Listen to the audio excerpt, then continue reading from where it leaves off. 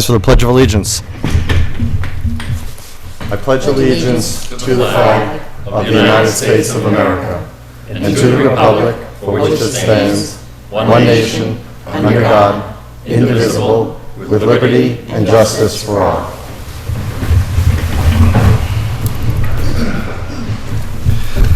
Good evening, everyone. Good evening. In accordance with the requirements of the open meeting law, please be advised that this meeting is being recorded and broadcast over the Lunenburg Public Access Channel. I will start with public comment tonight. Is there any public comment from the board? I have some. Mrs. Luck. I would love to congratulate town meeting on approving this purchase of the Saliba property last week. That is such a win for the town of Lunenburg, and I would like to thank Brandon Kibbe for spearheading this effort. Good for Lunenburg. This morning, a group of Lions met at Dick's farm stand, where the farm stand donated 1,200 apples and 200 squash so that the Lions can use them in preparing the Thanksgiving baskets this Sunday. It was really wonderful of them to donate so much produce. And Thursday we're going to Hannaford's, and on Sunday we'll be putting it all together. It's really great to live in a community that really cares for the people in need in town. And Sunday morning, those families who have signed up through the Lions will be going through the fire station, picking up baskets and baskets of healthy food for their families. Good for us. Thank you. Thank you. I also want to make just a quick comment to remind people at home that this is the time of the year to check your smoke detectors and carbon monoxide detectors. Usually daylight saving time is a good reminder throughout the year to as a kind of a mark on the calendar. So just want to make sure that if you have the whether you have them hardwired or battery operated, there are new detectors that have a 10-year battery in them, so that way you can mark it when you install it, and it's something you don't have to think about for as long, and it will chirp when it's running out of juice. Thank you. And then I was just going to comment on town meeting. I think, when did it go to about 11? 10:40. But I did like a quick count, and there was still about 100 people there at 11, and I know that it could be better, but it could have also been worse, so I think it was fairly good turnout for 11 p.m. Yeah, it was great that people hung in there. Yeah. I just have one quick announcement too. Go ahead. Sorry. The Lunenburg Cub Scouts will hold their annual coat drive on Saturday, December 14th from 9 a.m. to 1 p.m. on the Ritter Lawn. And we'll be accepting donations here in Town Hall as well. They're gonna drop off a box for us so we can, if anyone. You You drop said them off? coat drive? Coat drive. So when can you drop them off at town hall? Time? As soon as they drop off, well, you could drop them off now. We can hold them until we get the box. Okay, great. Thank you. So along with my colleagues, I want to thank everybody for attending special town meeting. It was a good attendance for a special town meeting, and again, I don't think 3.5 hours is unreasonable. I mean, I think it went well. People had their say. There were some articles that got more debate than others. But all in all, the participation is the most important, so I thank everybody for that. I also want to thank the local chapter of the Salvation Army for their Veterans event that they held at the Devon Commons Center last Wednesday, and I want to thank them specifically for the invitation for me to attend. My wife and I attend, and I was able to speak. I appreciate Vice Chair Luck and her husband being able to attend as well. It was very well attended. They gave some wonderful presentation, honored some really excellent veterans, specifically for years of service, and of course all the veterans, men and women throughout the years and throughout the ages who have served the country. So it was really a moving event, and I thank them for that, and I look forward to it if they have it next year. And for people who didn't, it was open to any veteran, so if you know anybody in the area who was a veteran, it was free of charge, and they did a great job. Lastly, an announcement from the Boys and Girls Club that their annual 12 days or so before Christmas raffle is now open. The raffle this year has grown, so it has about 5,000 worth of prizes, including a $2,500 cash grand prize at the last day. There are restaurant gift certificates from local establishments here. There's a wine basket. There's a lobster bake for 10. There's deluxe car washes. And there are Prime Theater seats for 4 different shows, both in Boston and in Worcester at the Hanover Theater. All the proceeds go to the Boys and Girls Club and funding their annual budget. You can get there by going to www.bgcluboflunenburg.org. It's $50 a ticket. You can enter as many tickets as you want. The tickets start getting drawn on this Tuesday, December 3rd, and they will be drawn every weekday from then until the next 12 weekdays, which will culminate on, I believe it's Wednesday, December 18th is the grand prize. And each prize drawing will be aired live on Facebook on the Boys and Girls of Lunenburg Facebook page. Thank you. Okay, any public comment from the public? Mr. Rogers. I'm looking forward to the movie about you, by the way. Well, thank you. Tom called me and wanted me to be a stand-in, but I said, you know, if you take a picture of you, you look 10 pounds heavier. Anyway, further to Phyllis's kind words about the Lions Club, I want to make folks aware of the fact that on Friday evening, we're having a meat raffle at the Eastwood Club, and all the money that we raise goes into the coffers, and I know most people know this, but all of the money that we raise goes back into the community. So anybody that wants to have some fun and support the Lions, that would be great. I first of all want to comment briefly about the informational symposium that we had. I thought it was well presented, and I understand what it was intended to do. And now what I would like to suggest is that we have a follow-up symposium to this and indicate the financial impacts of what they talked about, because it's you know, not pie in the sky, so-called, but we have to balance this with the ability to pay for this. And some of these things that were suggested to me are just, I don't see how we'll be able to afford them. But that's my thought. So my concern is to have a financial impact symposium for that. With regard to the special town meeting, I want to speak specifically about the planning board's article. Okay, and I want to echo the comments that were made that the folks that attended the town meeting, I think, did a good job. The populace really, once they get out and ask questions, they really are very, very intelligent. They make the right decisions. I am really happy that the article on the planning board's earth removal was defeated, and I'll tell you why. And I want to give some constructive criticism to this board, because you voted 4 in favor and 1 against. And I can't for the life of me understand how anybody could have voted in favor of this for just one thing. And that is the granting authority may adopt and periodically amend rules and regulations for the implementation of this article by majority vote. Think about that. At a meeting, they can change anything in this bylaw. That doesn't make any sense. And there are all kinds of holes in this thing in terms of general limitations. And it says, no permit shall be issued for the removal of earth or the replacement of fill in any location if such an operation will endanger the public safety, public health, or constitute a nuisance. Come on. The other one that really just struck right out to me was the fact that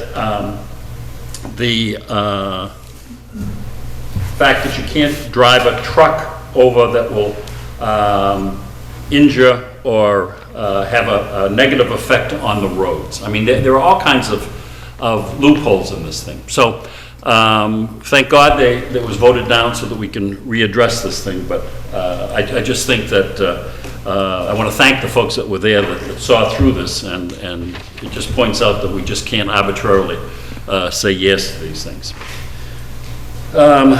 This evening, we are going to be talking about, one other thing before I get into that. The articles about the salary schedule I've asked repeated times, and nobody has taken me up on this, and I'm going to do it publicly again.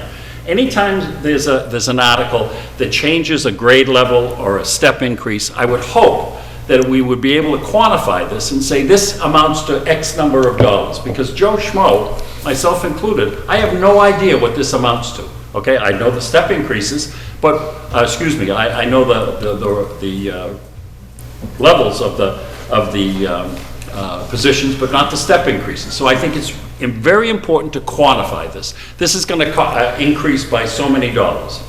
So I sent that forth for the town manager. Tonight on your agenda you have budget priorities. And I'm going to suggest that we do something novel and unique and something that's kind of off the wall. And that is this. I suggest that we figure out what a 2.5% increase would be across the board and indicate that to the folks that run the departments and see what they come up with, rather than doing it the other way and come up with this wish list and cut and cut and cut, so that we can get an idea of how much it costs us to really operate the town, in addition to the wages and the benefits and that kind of a thing, and go from a different perspective. For much the same reason that I suggested that we have a financial impact. You know, we really need to put our hands around the facilities issues and the cost of increasing the budget each and every year. So I strongly suggest that we look at it in a different way. I think it would be interesting. And then we could, discuss the increases that folks would need. The last thing is the financial, not the financial, but the symposium pointed out some very, very interesting facts. And one of them that really touched me and hit home is the increase in population of the so-called elderly. And I can say that because I'm 75 years old and considered old. This is a growing population. And I encourage each and every one of you to go down to White Street, make an appointment, and walk around. And when you do, ask yourself, is this the kind of facility that we want in the town of Lunenburg for our seniors? And the answer, I think, will be very self-evident. It's very self-evident to me. It's no. We need to do better, and we better do better, because it's a segment of the population that is increasing, not exponentially, but it's increasing a great deal. Okay. The other thing that really concerns me is the protection of persons and property. It's absolutely paramount for us, given all the societal pressures that we have, that we take care of that, both in the police and the fire and the other things that keep us going. So I think I've expanded on my 3-minute session, Which I want you to note, Yes. I did not interrupt. No, but you guys are great, and I appreciate that, and I appreciate the opportunity to come by and say this to you. And overall, I think you're all doing a good job, and it's really difficult to spend the time. I was at a meeting last week, and Damon was there with his 2 lovely children, and the kind of sacrifices that each and every one of you make to support the town, to do your thing, is, I don't think you get enough credit. And publicly, I wanted to say that. So next time I come in ranting and raving, we'll be square. Thank you. Thank you. Any other public comment from the public? Okay. We already did announcements, unless somebody has additional ones that they've thought of. This is the time. Okay. 7:05, tax classification hearing is required by Mass General Law, Chapter 40, Section 56, on the issue of allocating the local property tax levy among the 4 classes of real and personal property. It's a I mouthful. tried to read that as excitingly as I could.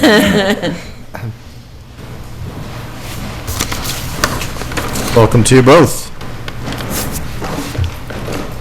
I would ask a moment that you introduce yourselves first and then absolutely. right to business. Good evening, I'm Josh Gendron with Regional Resource Group in the Assessors Department.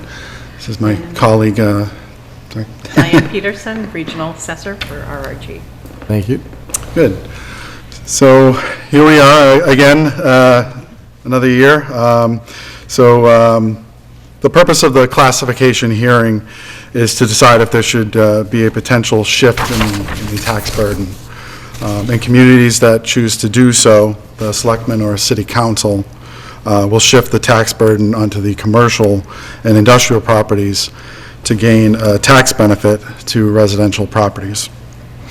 Lunenburg has in the past chosen not to shift the tax burden and maintain a single tax rate across all classes of properties. The town has done so due to the lower property tax base of the commercial and industrial properties, and it takes a sizable increase in commercial and industrial to yield a modest reduction in residential properties.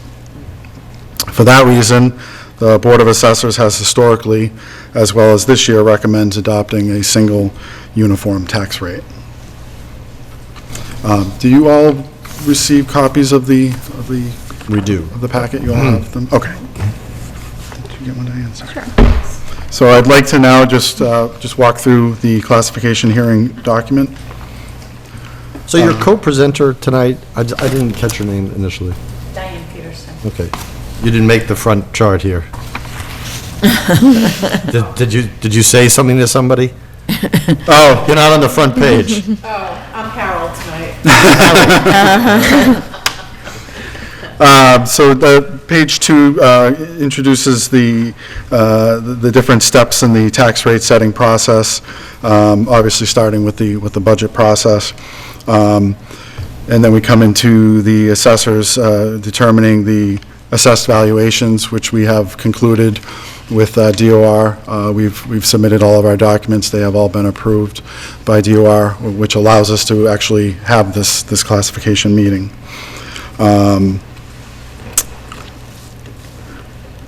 To page 3, the breakdown of the different terminology, the levy ceiling, new growth, and the levy limit. It looks like this year, the town is looking to raise $28,054,407, which is about a 3.13% increase from last year's $26,941,205. New growth revenue came in at $366,231, which was quite close to our estimate. Earlier this year, we gave an estimate of $355,000, so pretty well on the mark for our estimate on new growth. And it does appear as if with excess levy, we're only leaving about $3 in untaxed dollars this year. Page 4, the evaluations by class before the tax shift breaks down the total valuation for the residential properties being at $1,404,806,468, which accounts for a little over 90% of the town's total valuation in property taxes. How is that trending, by the way? What's that? Is this pretty stable, or is it trending? The split between residential and all the others, has it been steady at about 90 to 91%? I believe so, yes. Sorry. Yeah. Thank you. Oh, that's okay. So then on to the shifting the tax burden, which goes over kind of my introduction, where it speaks of municipalities with a larger commercial and industrial tax base often see fit to shift the tax rate to help maintain a lower residential tax rate. In the case of Lunenburg, it would take a 10% increase in commercial and industrial and personal property taxes to yield again a modest 1% reduction in the residential properties. What's the percentage difference when communities decide to do that? Is it more like 50-50 or? It's usually about 25-75. So 25% commercial? Yeah. And that's really a decision the financial team makes. Yeah, but usually there's, Well, there's like the town of Westboro, which maintains a single tax rate. Because the burden for businesses, if you're an economic development community or business development. Friendly. Yeah, they support business and they try to grow business, and they understand that it's a burden to be taxed. Yeah, we all feel that way. Right. So there are communities with a large percentage of commercial, industrial, and personal property that choose not to shift, or those that have brought the shift and are now reducing the shift. So But you there's a lot to generally, think you about. drop it like 25% Yes. before you even think about it. Absolutely. Yeah. Yeah. That makes sense. And as I stated, excuse me, in my opening comments, the Board of Assessors does recommend that the Board of Selectmen adopt a single tax rate to be applied to all classes of properties in Lunenburg. I do have a workup for the tax rates, the proposed tax rate, and I only say that because the FY20 rate is an estimate only and may change upon Department of Revenue review. But at the moment, we are looking for FY20 to have a $18.12 tax rate, down from FY19 of $18.68. Because the valuations are going up? Correct. Tax impacts on page 5. In there, on that chart, you'll see I've established the average tax bill, or I'm sorry, average value and average tax for FY19. Again, as you had stated, Phyllis, due to the changes in the market, adjustments in property values, the market is still fairly hot. We've seen an increase in values over the past several years. So it does look like for FY20, the average tax bill is going to increase by about $254.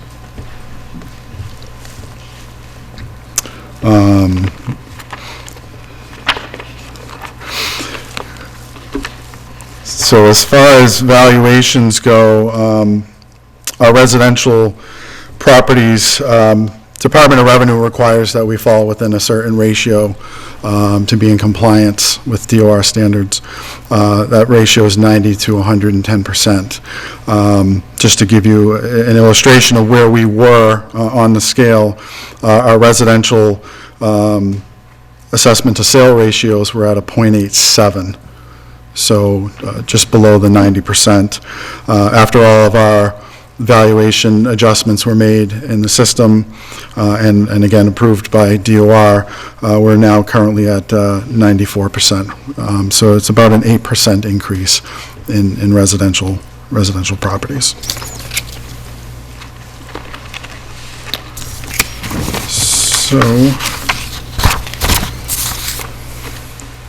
I've also listed on page 5, this is the LA4, the summary of assessments. That's basically just the breakdown, as you can see on the left side, of the different classes, the total number of parcels, and then the overall valuation for each particular class.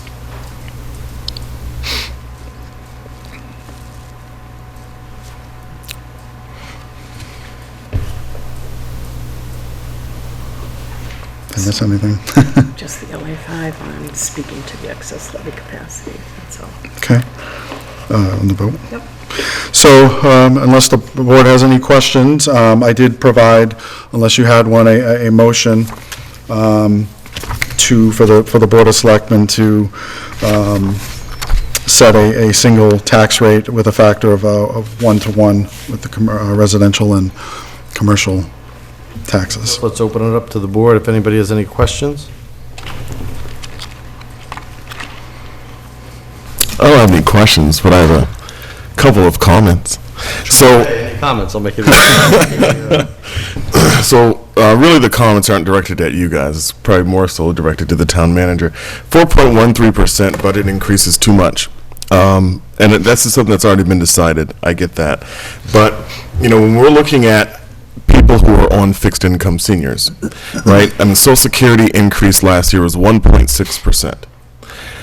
Someone who's getting a $250 tax bill every year becomes more unaffordable to live in this town. And over 4 years, if we continue that trend, they'll be spending another $1,000. Now, of course, it's going to be more than that, because if it's $250 this year with a roughly 14% increase, then, next year we're looking at the total, that's going to get more. So, of course, exponential functions, it ends up being a lot more money over 4 years than simply just $1,000. More than 10%. So it's way more than 10%. And then, so I want us to be mindful that, if we have people in town, as they hit retirement age, they are moving their investments into less risky options, and which have much lower growth rates. So you're talking about a population that generally is getting a 1 to 2%, not even 2, a 1 to 1.5% increase in their income every year, and their tax burden is going up disproportionately far too much, as is everything else in life. So I'm very curious if our town would be interested in trying what a 1.6% tax increase would feel like for the next couple of years, so that we can be a little more mindful of how we spend money. Now, having said that, I do agree with some of the reasons why this budget has increased lately, which is getting critical personnel in place so we have a more efficient government. I certainly do support that, but I think that we just need to turn the tides on this trend, that we cannot keep going back to people with significant increases when we know that it's hurting them. It's all about choices, really. We just can't keep spending money. We have to figure out a way to tighten our belts and spend less, so the tax burden doesn't increase. I mean, I really don't, I used to think Prop 2.5 was great, but now I think it's like no one ever questions that 2.5% is automatic every year. No one even thinks about it, and I think it's too much. Any I other agree. comments? Well, I'm certainly sensitive to people's financial situations. I would challenge my colleagues who vote to go beyond pay raises that are recommended at town meeting for employees on one hand, and then want to cut the tax rate on the other hand, and challenge them to tell me where we should cut, because we'll fill the room. You'll fill the room. Because you're going to say, I am sensitive to all this. I wish the state would do something. In New York State, where my father still lives, he's 86 years old. No, 88 years old. Sorry, Dad. They have senior tax breaks at the state level and at the county level. I wish the state would take that up, because I think it's an important point. And I do lobby my state representatives and state senator to do that. And I have in the past, and I'll continue to do that. But I'm also here as a representative of the town, knowing what we need to support the town. And I don't think that going to a 2.5 each year with what we're facing from, we all heard in that symposium, I don't think that's too much. I think we do have to spend wisely, and we should cut corners where we can and trim excess and fat, as people say. But that's not what's causing the budget. The budget is what the budget is, because I think we do, for the most part, spend wisely. And if somebody has another way to do it, I'd love to hear it.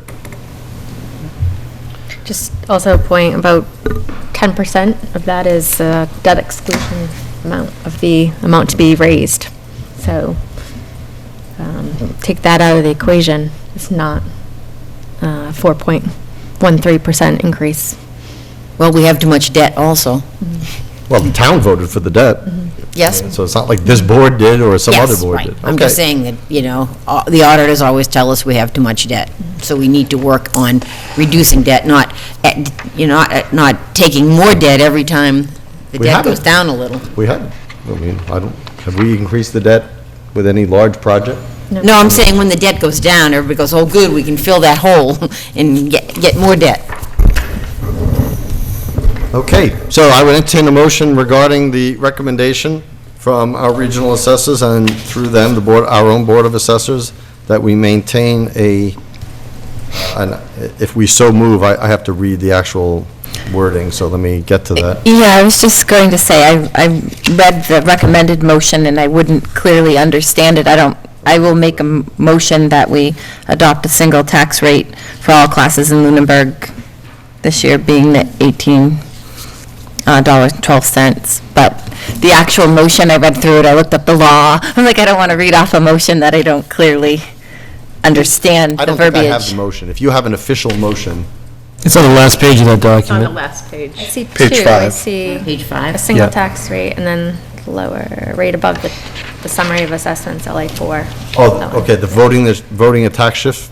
Yes. Okay, that's the proposed motion. Okay, sorry. I apologize. Oh, no problem. So, has anybody moved that we do this, and I'll read this? Are we ready for that? Oh, I can retract it. I made a motion just using my own words. Right, I think this is official. I think they want us to use these official Yeah, we words. should use this one. That's why Okay. they proposed the motion. Well, no, but I'm just saying that I'm not going to read off something that I don't clearly Oh, okay. I mean, what I said was the motion to do what we're supposed to be doing. I just used my own words Okay. because Well, I'm comfortable with I'll read the those. motion, and then you can just. Yeah, I moved that I'll read it. I move the Lunenburg Board of Selectmen votes in accordance with MGL Chapter 40, Section 56, as amended, the percentage of local tax levy which would be borne by each class of real and personal property relative to setting the fiscal year 2020 tax rates, and set the residential factor at 1.0 with a corresponding CIP shift of 1.0 pending approval of the town's annual tax recap by the Massachusetts Department of Revenue. Do I have a second? Second. Okay, any further discussion? All those in favor, please say aye. Aye. Aye. Aye, opposed? It passes unanimously. I do, if I could just, this is a copy of the LA5, which goes into the gateway system. If I could just get the board to sign on that, On the back. on the backside, sorry, at the bottom. Bottom, Yes, please. All of us? Yes, please. Okay. no lines.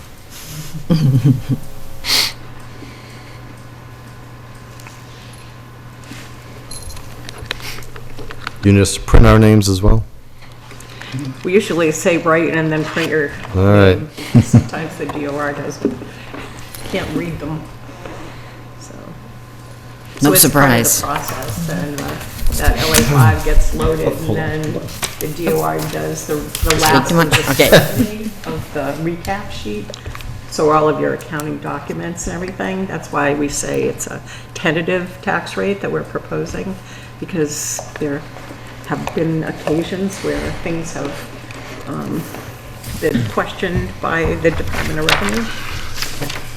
And if I'm. Accounting documents. If I may, while the board is doing that, just a general comment to the public. I was throwing myself under the bus, but I'm here to help, and I want to make sure that the public knows that I'm here if they have any questions or concerns, if they'd like to call or come in.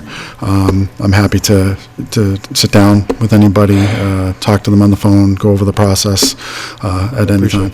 I'm in, my hours are Tuesday and Wednesday. I'm in on Tuesdays and Wednesdays, so.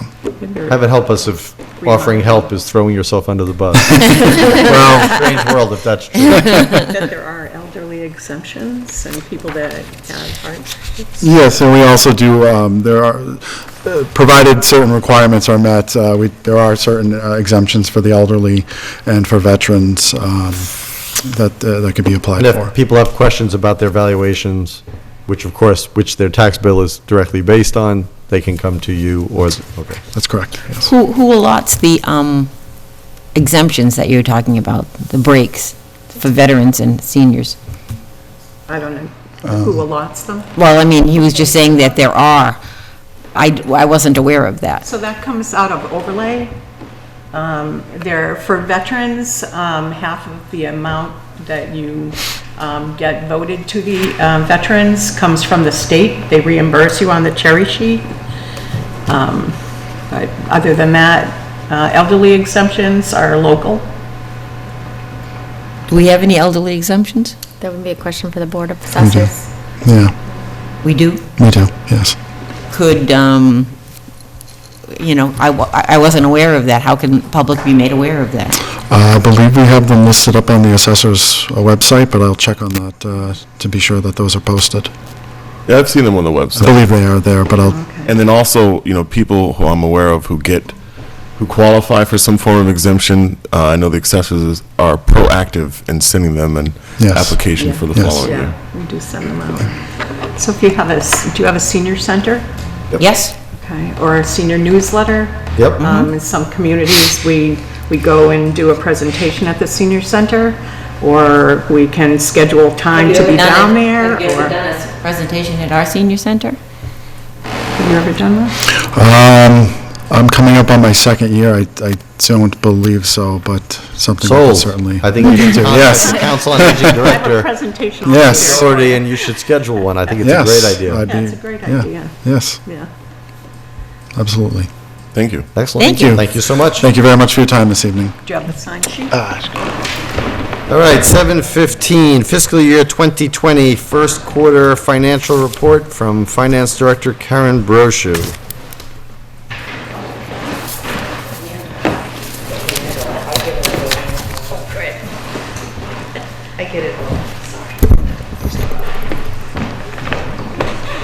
I first have to make sure that we get our tax rate certified, so I had to get the form. Thank you. Hi, everyone. Hello. Hi. First quarter of FY 2020. It's always the least exciting quarter of the year because things are just starting, but I will go through this, and if you have any questions, you can let me know. On the revenue side, we've collected 29.8% of our FY 20 estimates through September 30th of 2019. Of that, we've collected 15.2% of our local receipt estimate, and some of the categories within the local receipt estimate are fines, of which we've collected 20.2% of that estimate. Local option meals tax, we've collected 57% of the estimate. Motor vehicle excise, we've only collected 7.7%, but the majority of that revenue won't be recognized until the third quarter of FY '20, when we actually do the billing for the 2020 motor vehicle excise.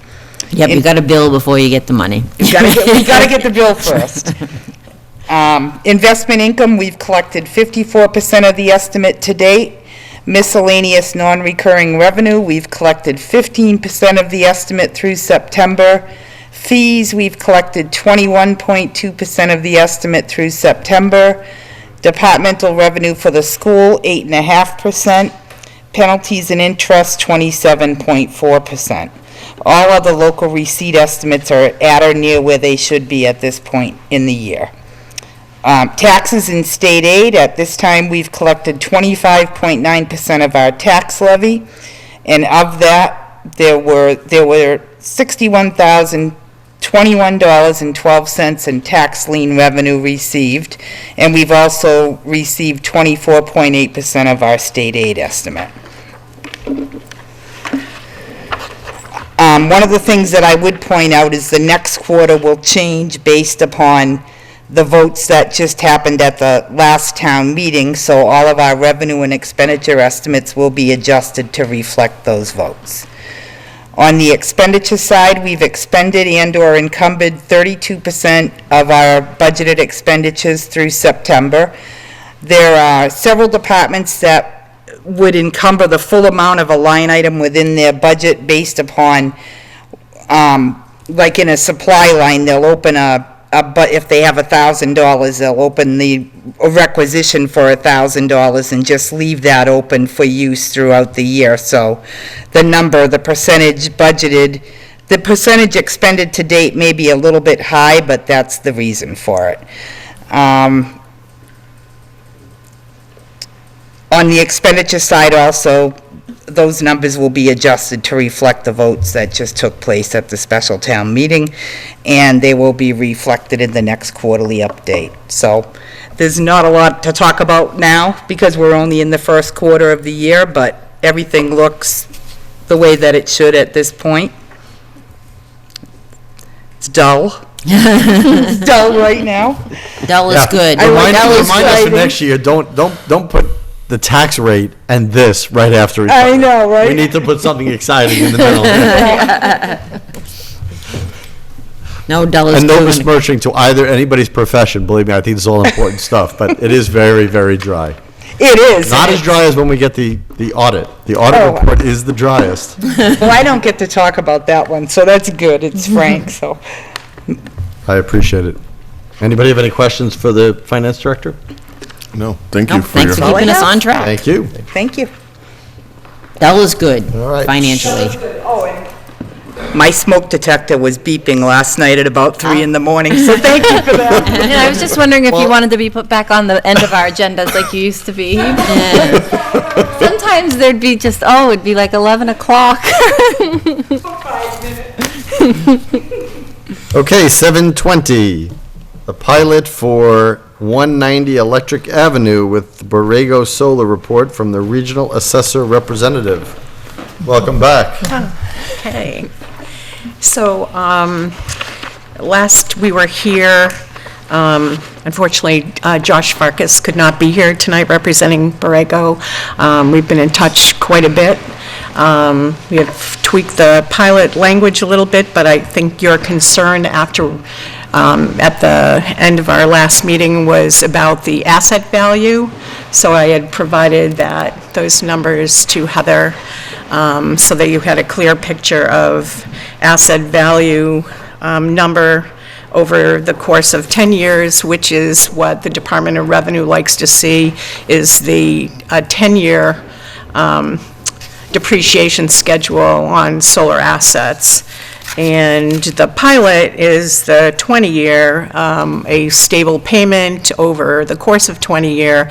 And of course, with the pilot, provides you some stability in your budgeting process and a lot of great contract language so that nobody disappears from the project, or they don't back out of payments, or they can't appeal.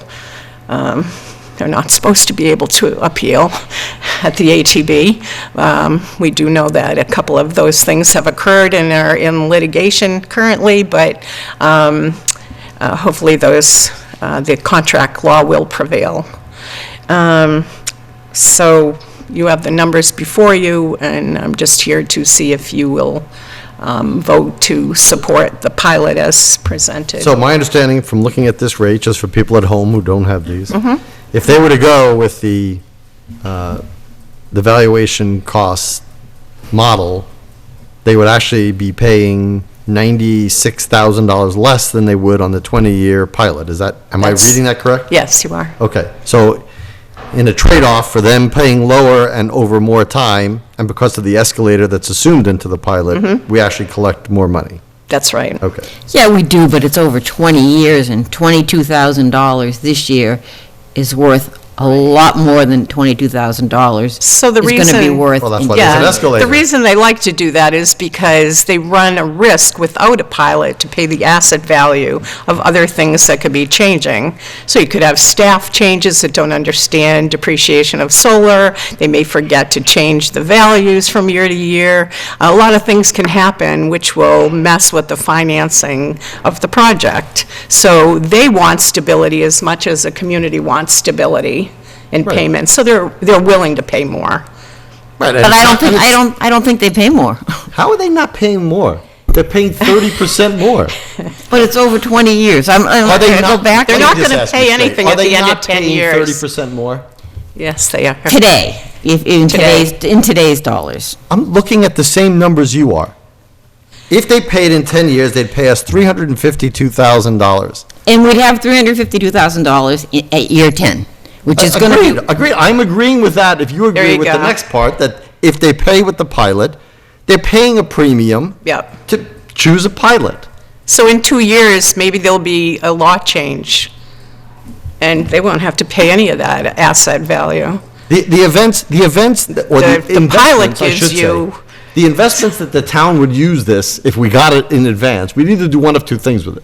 Either we put it in a stabilization fund, or we spend the money. If we put it in some investment vehicle, no investment vehicle is going to get you that over 30 years, that the town could invest in. So actually, it's a good deal. It's a good deal for them, and it's a good deal for us. That's all I'm trying to say. Right, We're not giving away the farm here.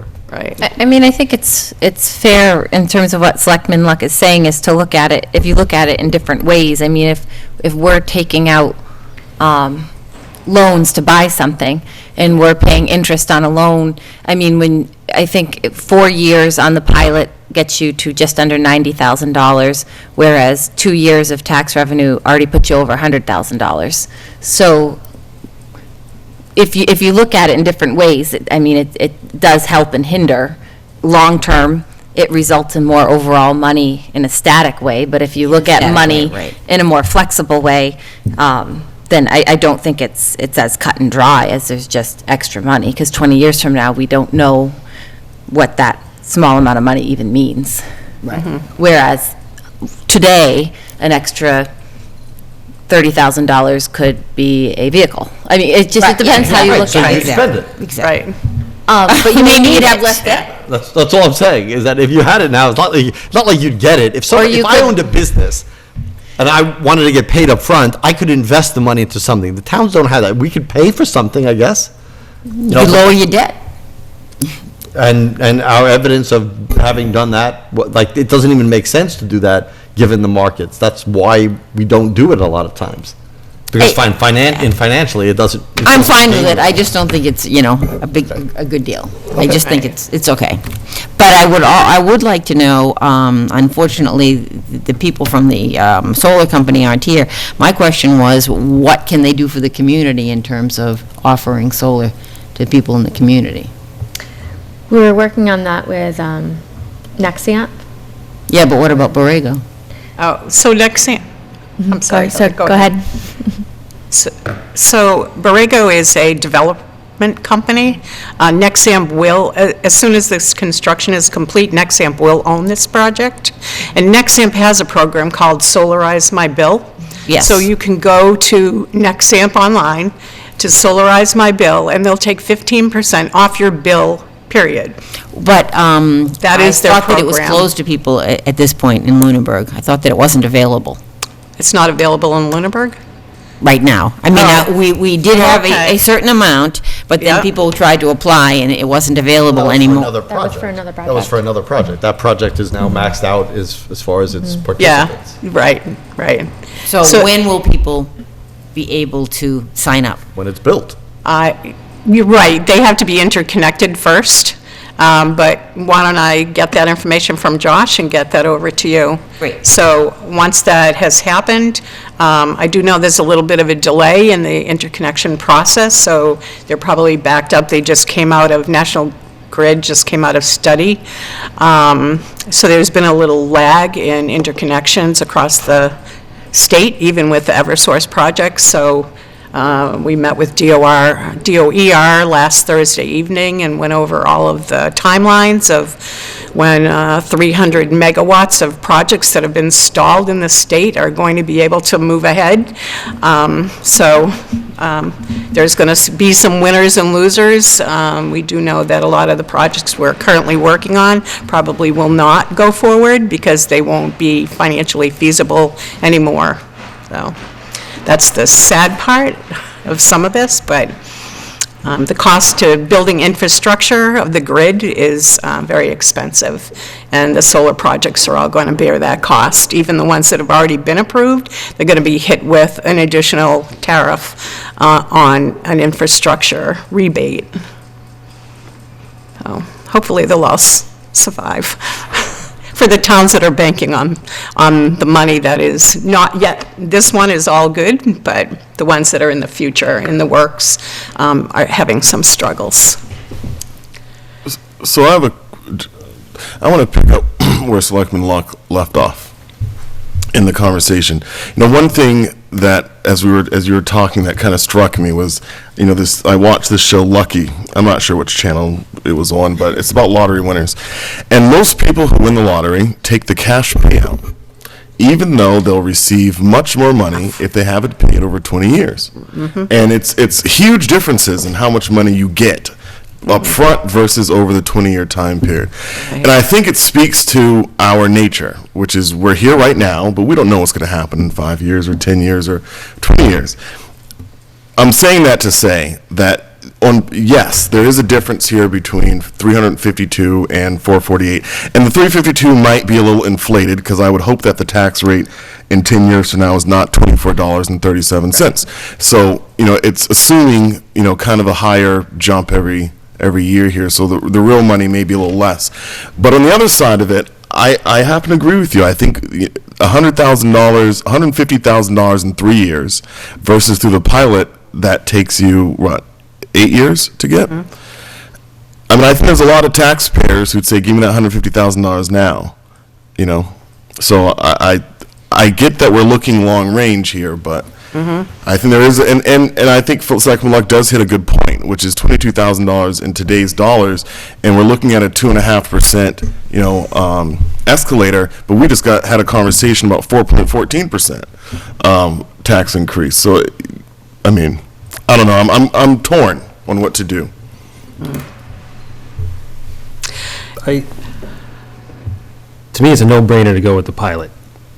I mean, besides the fact that you either collect $352,000 over 10 years or $448 over 20 years, it's just the planning aspect of it. It's every year, if you go with not the pilot, you're collecting less. So when you talk about adding staff or anything that's, a permanent cost to the town, every year you have less to fund that. I mean, what are we going to do? We're not going to do anything useful with getting $54,000 over $22,000 this year. How is that going to help us? What advantage are we going to leverage out of a one-time $30,000 difference? I mean, I supported some personnel increases this year, and I think that this would help fund some of that. No, if it's a personnel increase, you need that money every year for the foreseeable future. You can't have it, you can't have less money every year to fund the personnel. Yeah. So to Mr. Jeffrey's point, the tax rates that you see on here, we have to put something in there. But you saw tonight, your tax rate just went down considerably. So that number, realistically, that number is not going to get to 352. It's going to be probably a lot less if you're going to manage your budget. Right. It won't have this kind of an increase in a tax rate, so you won't yield that kind of money. Well, But we have to show you something at this point in time. Right, but solar panels, unlike real property, depreciate. Depreciate, right. So, Yes. and Yeah. if this project weren't to go through and it's, a pilot is, like you said, in the best interest of the developer, it makes it more Right. Yeah. affordable for them to build. What's the alternative? This is, the solar panels don't need public services to be supported. So if it were developable land and there were houses to be built there, that's more of a burden on the community. And now with, the state allowing you to establish a stabilization fund that you could actually put the revenue in to that account to offset some capital improvements over time, and that's kind of the financial management of the whole thing. It's not just about the pilot payments that you're getting from not only this project, but the prior projects. Could be the chapter land rollback that, the chapter land comes out and they're paying that money. That can all go into your stabilization account in order to fund specific projects, if that's, instead of getting eaten up into your operating budget. So you have tools to help you manage that. Is that what you, Mr. Chair, this question is to Town Manager. Is that what you would anticipate occurring, is putting this in a stabilization fund? I know it goes to the general coffers, but appropriately allocating the same amount. No, not these funds. That wasn't a consideration, and with our pilot agreements, it's, at this time, it's not to say that it couldn't happen. I would add that we have put funds into stabilization funds, but they're not been earmarked from anywhere. They're just left over what's in the pool. So I think it'd be hesitant to earmark anything, which is, first of all, I don't even know if that's legal. But It is now, as of 2 years ago, under the Municipal Modernization Act. But you could earmark certain incoming funds? Yes. Okay. Yeah. So, that would make more sense. You were gonna do that with it. But that's your team approach. I'm just throwing it out there. Right. I'm here to just get the pilot signed and give you this check for Any further $1,500 for signing it. Wow. This is to cover your administrative fees for your Cover the legal, airtime that your we just legal used on counsel to review the language of the pilot. How much money is that again? It's $1,500. It's minimal for legal So- Did fees. we just get offered money for a signature? Yes, yes, we did. I didn't mean that. Anybody have any more questions about the solar valuation comparison chart? No. Okay, so then let's go to the actual document. Mm-hmm. And I understand we have a final, but there were some last-minute changes made in the document that I don't see redlined, I don't think. Can you go over them, what they were? Town council added some just legal changes. One particularly was the assignee language. You'll see there's a comment about that. It just gives the town flexibility if the project was assigned to a different party. Do we have the exact, what the changes were? Is draft number 4? It seems like it has the And changes on it. it's- Yeah, this comment section under, Okay, so it's not under final, I thought, all right. and another change was the number of days under 14, paragraph C, from 60 to 120 days, because Okay, our so pilot. let's go back to the page 6 for the successors and assigns. Did the comment get Yes. accepted? Yes. All comments were included. Okay, Yes. all right, so there's that, okay, so I And the follow that one. 120 days was another comment by council. Okay, it's force majeure. And that last one was just to make us aware about the tax exempt properties. There was no language change with that one. Okay. Okay, so we have a pilot agreement before us. I would entertain a motion regarding the pilot agreement in its final form. Move we accept the pilot agreement in its final form for 190 Electric Ave. Do I have a second? I will second it for discussion. Any further discussion? I- Just to expound upon how I think this is a necessary thing that we need to do. But I don't understand the hesitation. Yeah, I think personally, I think that it is good for the energy production, it's good for the town, it's good for the developer, gets us more off of fossil fuels, it benefits the town when it gets absorbed if Nexamp follows their model that they did for their other solar farm, so I am certainly for it. You know, I think that we should make it a requirement that, you know, the solar be available to the community in the future, as opposed to hoping that it happens. Well, this is a pilot agreement, I don't know if that's even, can be Well, part of a pilot agreement, I guess. You could ask that they are, if they're not participating in community solar, you don't want to be that kind of project. Yeah, that's exactly what I'm That is saying. going to be a big, there are a couple of things in the SMART program that are going to have larger incentives, and one of them is community shared. The other one is going to be the use of agricultural land, and the third will be battery storage. So those are coming out in the new regs in early 2020, if they get voted in, but it looks like they have a good chance to. So they're really pushing a lot of really good solar, so they have a lot of smart projects, and there are some that aren't as good as others, and the state really wants to benefit the state and the infrastructure with really good solar programs. So there's just too much that have been submitted that just aren't good projects, so. I That's would the state. ask the town manager, do we have it, is this pilot program, pilot agreement in front of us, does this diverge from any of the other ones in any significant way? No. Did any of the other programs have what Mrs. Luck is asking? I think they did. No, I don't think the last one did with I don't think they Nexamp. did either. I think they agreed that they wanted to do that, but we weren't. Right, they offered it to the community. Yeah. And I think that was in part because Part there was a of lot of the planning pushback board. on the planning Yeah. board that, that was something that they were expecting would happen. Yeah. Oh, But it pushed wasn't back from part of this the board, too. pilot. Yeah, but it Yeah. wasn't part of the pilot, Yeah. right.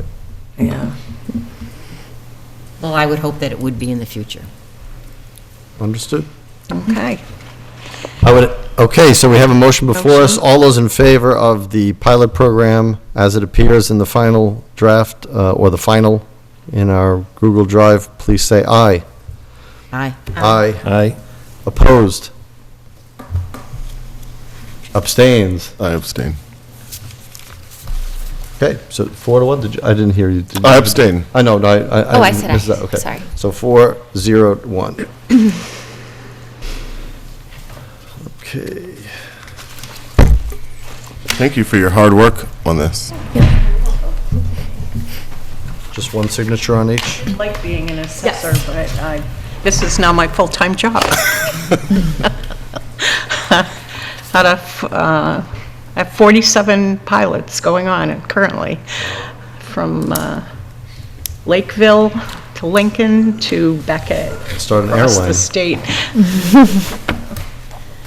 Interesting. All right. Okay. Are you Thank you. going to send one of Yes. those to Briga? Okay, very good. Thank you very much. Thanks. At 7:30, a common victuals license for Lunenburg Gas and Market LLC at 400 Electric Ave.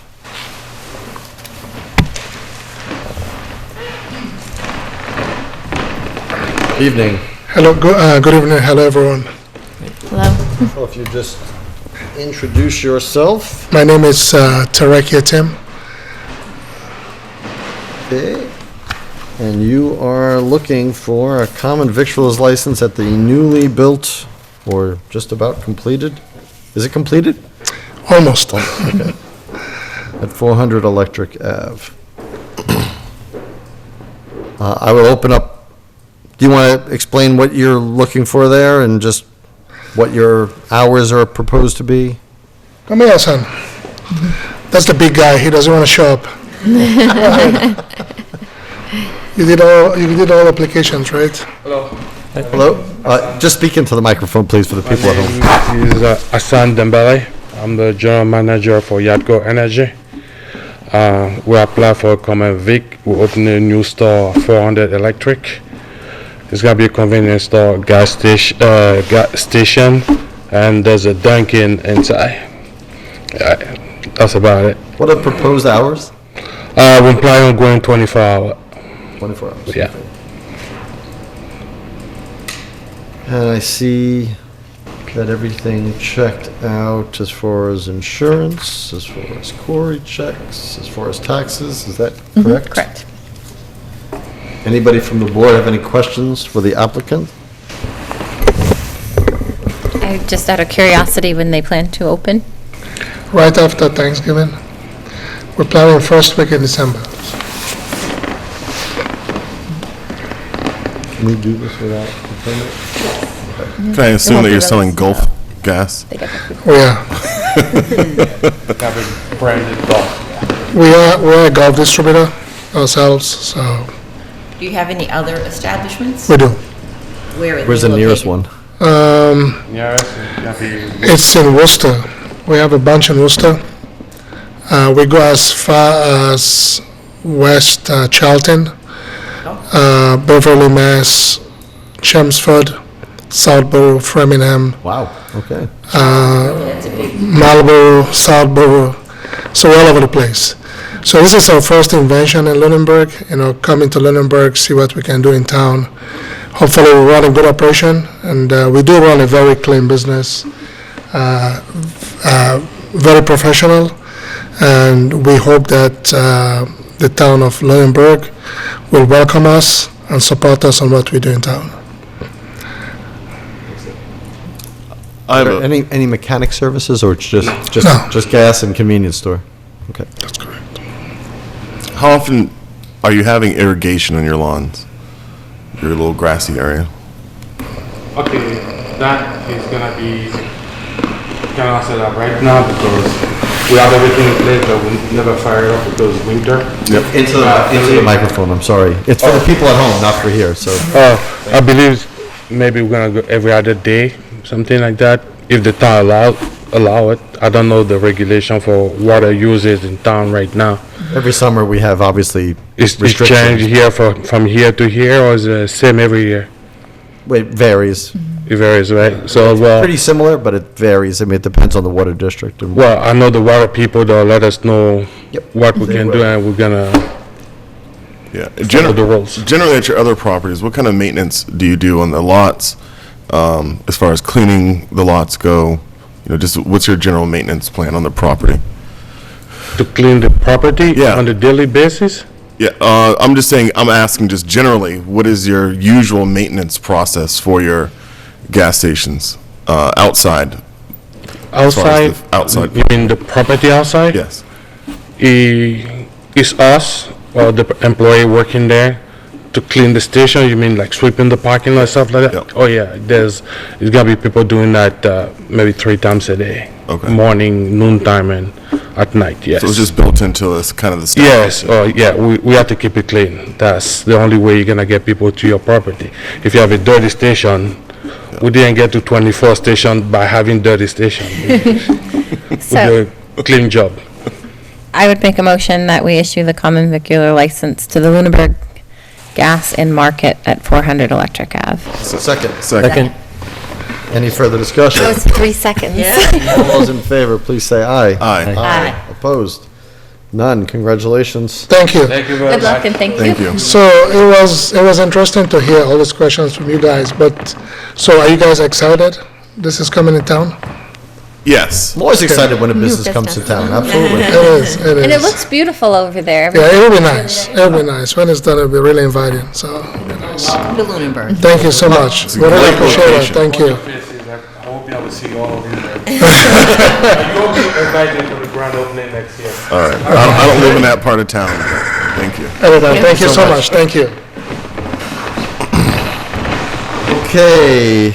Interviews, appointments, reappointments, are none. resignations, none. Town manager report.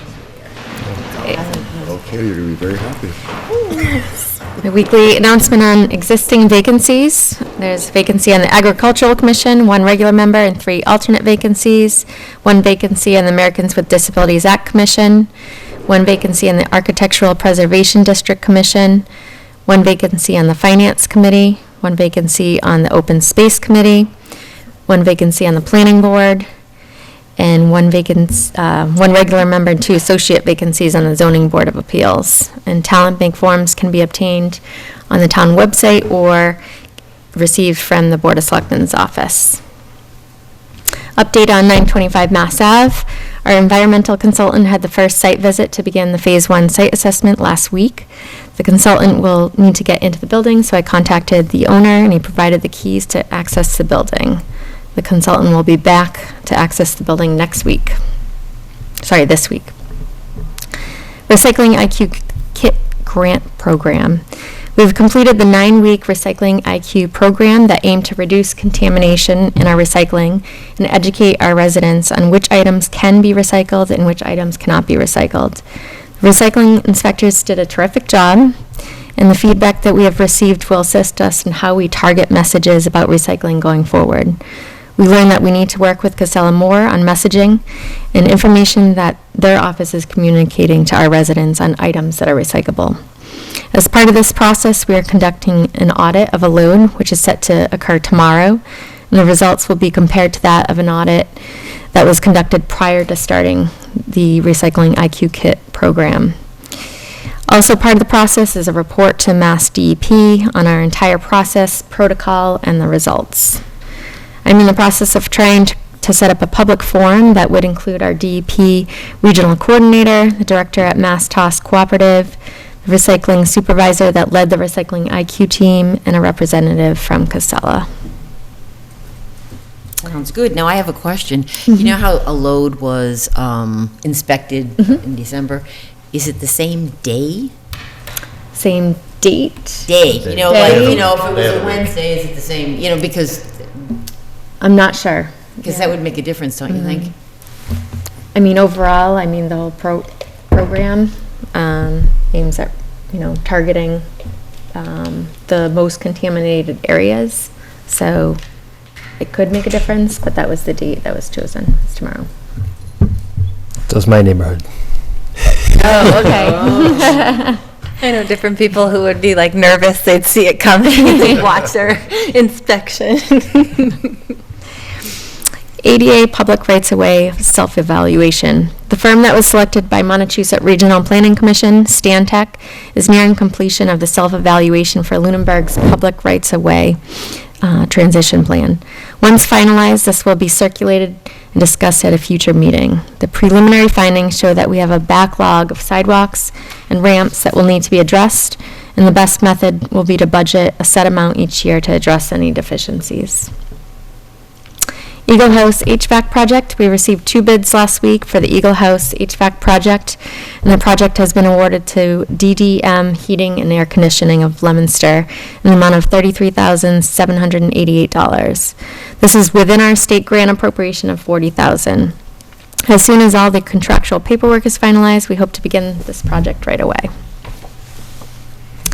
Converting streetlights to LED. On Monday, November 25th, the Green Communities Committee, myself, the DPW Facilities Director, and Kelly Brown from Green Communities Division of the Department of Energy Resources will be meeting with John DiNapoli from Unitil regarding the 2 options of either Unitil converting our streetlights to LED and retaining ownership, or the town purchasing the streetlights from Unitil and the process that is involved after that occurs. It would still be the plan to present one of those options for the May annual town meeting. Do you know what the trend is in communities? Are more communities taking them over or not? I mean, we're somewhat unique because Unitil has a small territory. So only 2 communities within our territory have converted it, and 1 purchased outright and 1 paid Unitil to convert. Oh, 50/50 So then. the hope is that we'll have We're going to both. tip the scale. Both party, represented from both towns in to talk about the pros and cons. Oh, of- perfect. Yeah. Right. Great, thank you. Welcome. I attended the Capital Planning Committee meeting today to discuss the school's capital needs. I will be attending the Stormwater Task Force meeting on Thursday and a Green Communities meeting on Monday. A reminder that town offices are closed in observance of Thanksgiving on November 28th, and the annual tree lighting ceremony is at the gazebo will take place on Thursday, December 5th at 6 p.m. Thank you. Welcome. Any questions for the town manager? Current business, follow-up items from the November 12th special town meeting. Anybody have any? I think it was decent participation, and I also thought there was really good, just participation from the floor on a variety of articles. Everything felt very, balanced and open. I feel like it was a really good meeting overall. Yeah, I thought that the people that spoke to the planning board's article had really educated themselves and really knew a lot. So I was really encouraged by that. Do we have what's our stance on the earth removal? Are we hoping that planning board revises to address the concerns that were brought up by people, or are we just going to I'm keep very it? excited to still maintain the control. The authority, yes. I thought I expressed that at the meeting. Yeah, so we must be still until. Well, I know we are, but I think in all seriousness, my recommendation would be that we transfer in almost its entirety with no changes except the permissions going to the planning board, and then they can address the earth fill one. I think to switch it and to do earth fill, there was not enough time, because it's 11 pages, to go over what people from the audience were saying was changed. there were some people who targeted earthfill only, but other people targeted things, and even in public comment tonight, one of the targets was, well, see, you could change these regulations at any point, but that's the way it exists right now, today, under our control. So there were some unfair statements about things that were getting changed that weren't. They were already existing in the bylaw. You should- In all the bylaws, you can change the regulations, right? Just not the bylaw. Has to be Right. in the spirit of the bylaw. Right. Just like the APDC. In the conservation. Right. Right. That's kind of standard practice, I think. Every elected body has policies that they can, propose regulations for. If it's a large chunk of change, then you have to come back to change the bylaw itself. But anyway, the point is that the wording that was noted at public comment tonight already exists in the existing bylaw. The planning board didn't put that in. That exists from this board. So you're No one saying, has ever said, and we have never done that. We have never used that. so to just move the permit, the process from the Board of Selectmen to the planning board as is? Yeah. And then work on making the changes? Right, and then they, at some other time, they can, at a future town meeting, address the earthfill issue, and then people can focus just on the changes of earthfill. I think this time they were changing who the PGA was, and then they were adding some things too. And I think that for a late article that was at, 9:45 at night, or 9:30 at night, I think that just, when some people made very, I think, pointed objections and noted some amendments, I think they were good amendments to discuss, but I think at that point, there was just enough that the audience was just like, you know what, And bring it back. I agree, there's two totally separate things going on, who should issue the permit versus what the bylaw is. And if we go into like Springtown meeting, then I still think the planning board is a better board to issue Right. the I'm in permits. concurrence with And that. I think that's, we tried to talk about it, but a lot of people were fixated on what was happening, and rightfully so, because if it passed, that's what they would be left with, and they weren't happy with it, so I guess it's good it didn't pass if it needs more work. Right. But when we do articles for the spring, it would be maybe nice to separate it or figure out how to do it, so not that we don't, it's Just simply do the a great transfer. authority to have. Of course, they're an elected body, and that would be my recommendation to them, to make it easier, or have public hearings before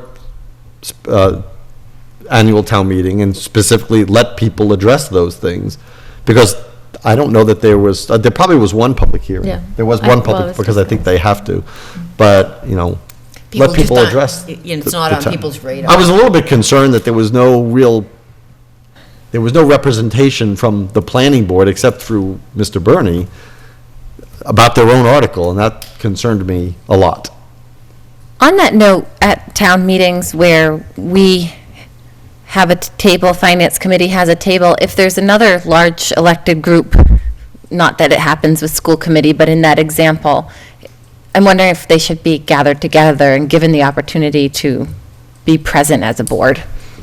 But they can be, right? Yeah, this is a lot of And this they can is just sit together historical, in the so. audience. No, because we had articles, and, we can be up here discussing, we have microphones, so if they were put in a position to be as a quorum discussing that, it would be nice for them to have a space to do it. Well, in the past, they have, committees and boards, like the school committee, have sat together, so they could discuss things. The fact that they didn't is really up to. Yeah, when I was on the planning board, we always sat together. Right. And talked about things we needed to, if it came up.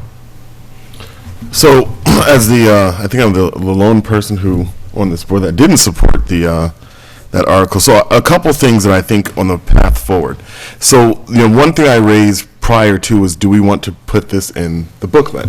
Because I had strong thoughts about what would transpire if we printed off that very lengthy article. But I think it raises another point, which is that, when we put something like that article in front of the town, and we don't have something for them to compare it to, and I know that we're restricted on what we can put in these mail-outs, but I think that had we have had a printout of the current policy for them to compare it to, that I think the comments would have changed. Because I think the current policy is far more restrictive. than what was being proposed by the planning board.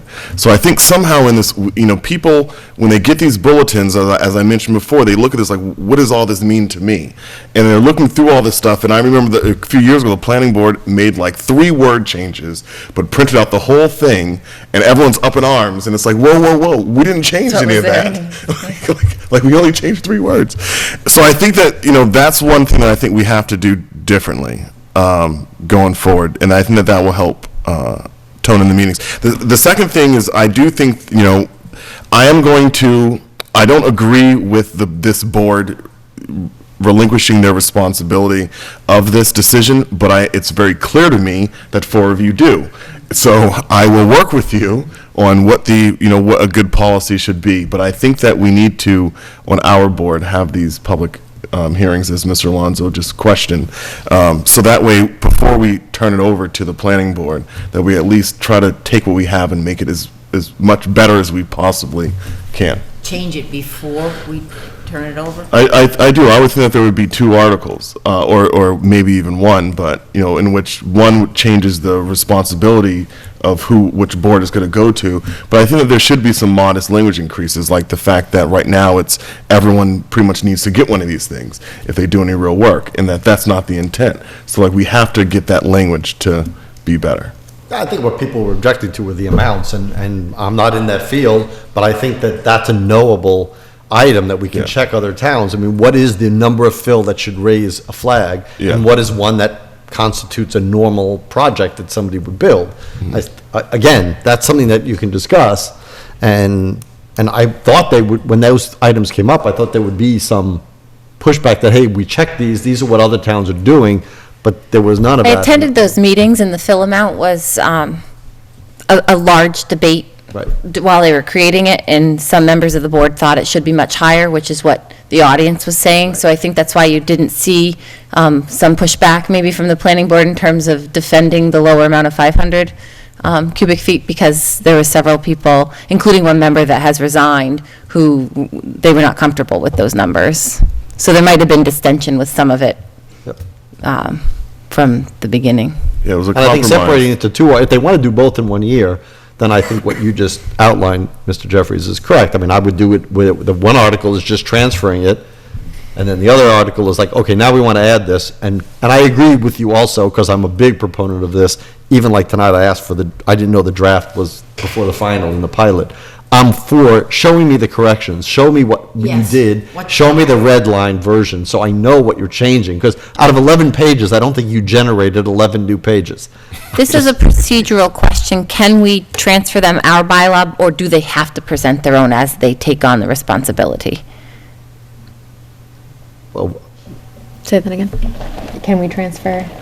I mean, could we have simply just said, it's yours, or did they have to present their own bylaw? We'd want them to agree to it, and accept the bylaw and, their review, so. We couldn't just put, I mean, No, 'cause I guess I'm just like, if we had an article that just said what we're doing is now the planning boards and town meeting votes yes, then that group gets given something that they didn't, I don't know, That they had no input in. on, and then it now belongs to That- them. So all they there's have a to little do is- nuance there. I guess I don't understand the order of events if we just pushed off something of ours without letting them work because on all what that somebody would means have to them.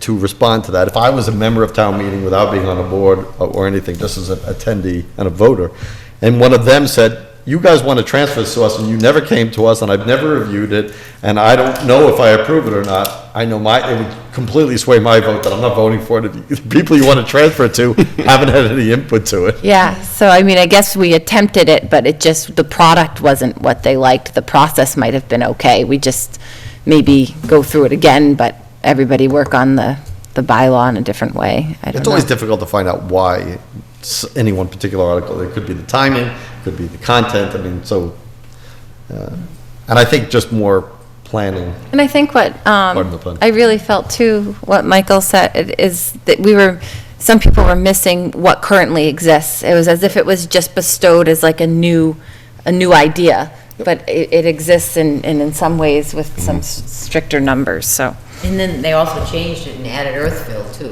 Well, that's what I'm saying. That was the big, that's what got them in the. That's sort of on trend in a lot of communities, is paying attention to what's coming in, because Yes. that is But doing sometimes too more. much in one article Yeah. confuses people, and if they get confused or they get afraid, they're gonna vote against it. Right. Then there's no change is better than I don't understand. And I think that the planning board correctly, through Mr. Bernie, that they have an understanding of what's getting held up in courts. And so they're trying to add some clarity to some of the language that we have. And on that front, I think that, that they're certainly deliberately doing a great job. But I think that where we have an opportunity in general to be better is making sure that that language is approachable to everyone. Because, you certainly needed to be in the field, in my opinion, to have a good understanding of what that article was saying.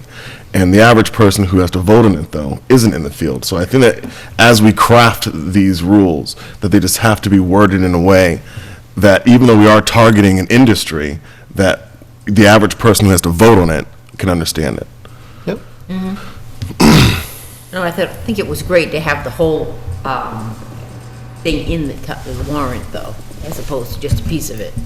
Oh, no, I think you have to put the whole thing in, absolutely. Unless you're just changing a word, but otherwise, I think, yeah, it was necessary. The only comment I'd make about the rest of the town meeting is and I'll choose the sewer article, is that I got the impression, I felt that there was not enough information known, even, forget about before the warrant was printed, but even at the meeting, we were finding out more information as we went. And I just wish that that had been either, in the past, when other boards have presented articles, we've asked them to come and explain what they want, and we didn't get that. And what was wanted was printed in the warrant was something very simple. It turned out not to be exactly what was being asked for and what was being determined. So I thought it was premature, the article, and so I wish we would get as much information up forward as we can. So maybe we should just specifically ask them to come before us? We have in the past, we've asked other boards who put up articles to come so first of all, we would be apprised of it, but more importantly, that the people who watch, who presumably people who go to town meeting are the kinds of people who would watch our meetings to be prepared, they would get to hear from it and hear it in advance. Yeah, if it's Well, that's something, the public hearing process that the finance committee holds. Right. That's the Which they didn't have opportunity the for. information there, right? Right, they were asked to come and they did not attend the meeting, so.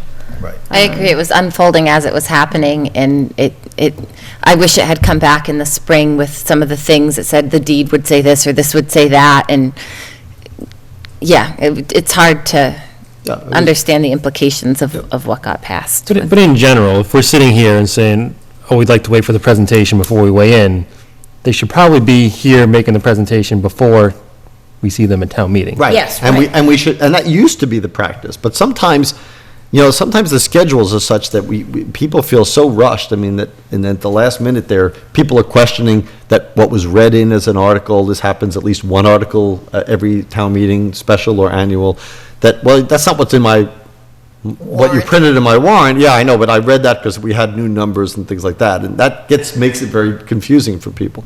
So the amount that we can, to the greatest extent we can eliminate that, really gets people more focused.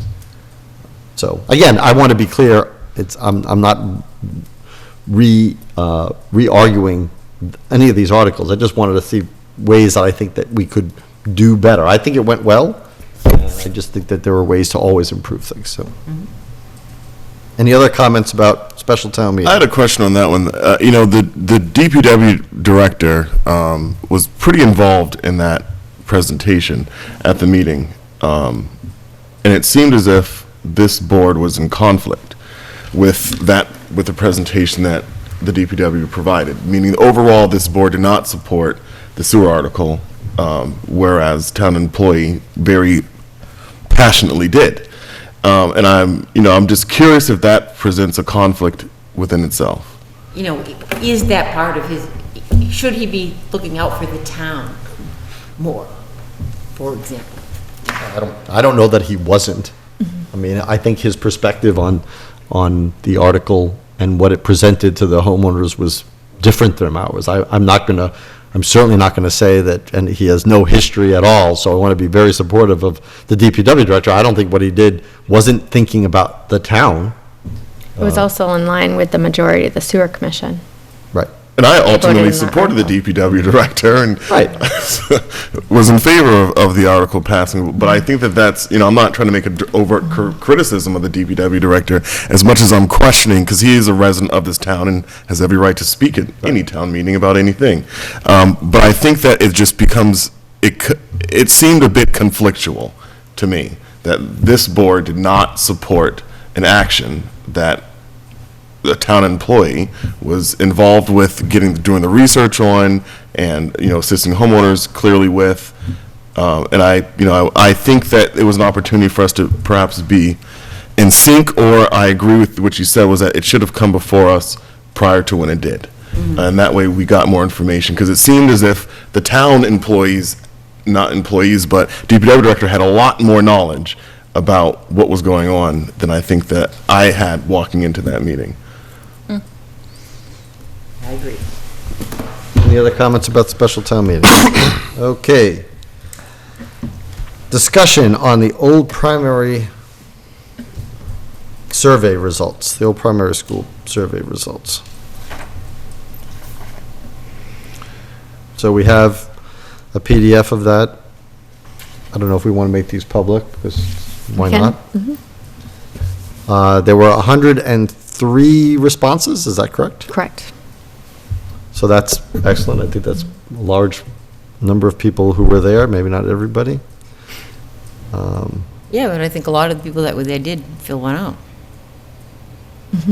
Yeah, and there weren't too many blanks, which are people turning in a form with kind of less answers on them. And, I heard some feedback on the day of the town meeting. A lot of people appreciated the rank survey. So I think that it was a group product.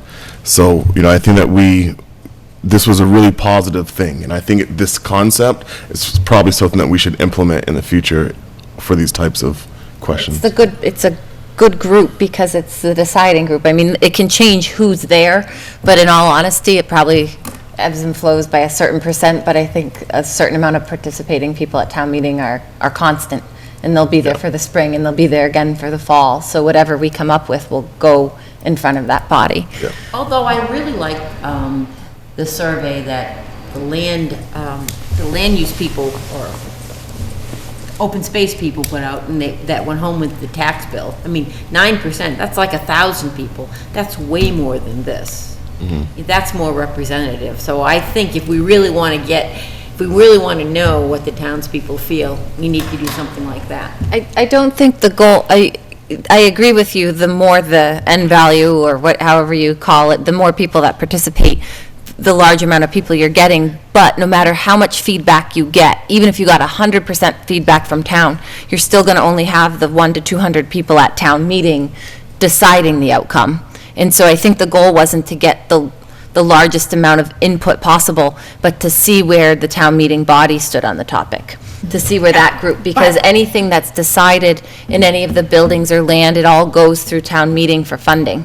And so my goal in gathering information from the group is that it's in conjunction with us and the audience, it's the executive and legislative branch that votes through everything. And I think we'll have more success with working on projects if we're understanding how our government, which is the legislative body and the executive branch, see everything. I mean, anybody can be in the legislative branch by coming, but they have to show up to help create the outcome. Yeah, but this was just a one survey at one town All meeting. surveys of points in time. That's Yeah. what they are. Yeah, but I mean, But I don't think it has it's value. Yes, but I don't think it's definitive. You're not going to get a survey that's definitive. That's the whole And point. I think another thing is the article where we're saying, are you comfortable with the demolition of Old Primary as a potential outcome? That went with a yay. We don't have the amount on that. But when you look at the survey and you put them together, it's a match, because I don't know who wants to read through them, And we can sort of, for number one, so that's what people picked as their number one choice for the space. Yep. Town Green had 31. That was the highest. Well, in order to achieve a town green, you would need a demolition. So there is a cohesiveness in the outcomes of the survey and the warrant article, that if the body had said nay to a demolition potential, but then all these people said yes to a town green, they'd be in conflict with each other, because you couldn't build the town green with the parking lot and leave the building. So there is some continuity there. So I'll just read. Town green was 31, and that's 31 people out of the 103. Is that, am I reading it correctly? Yep. And then the next was 20 for senior housing. Which is keeping the building.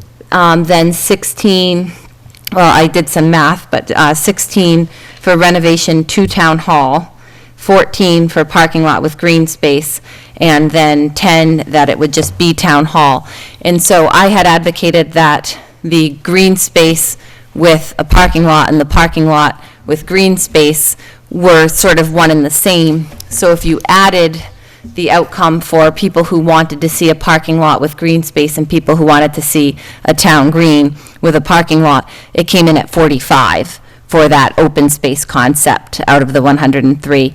Then I combined the two outcomes where it's town hall, either as a renovation or a new space, and that came in at 26, senior housing at 20, and small business as 10. I just wanted to look at trends as things that were common or alike outcomes.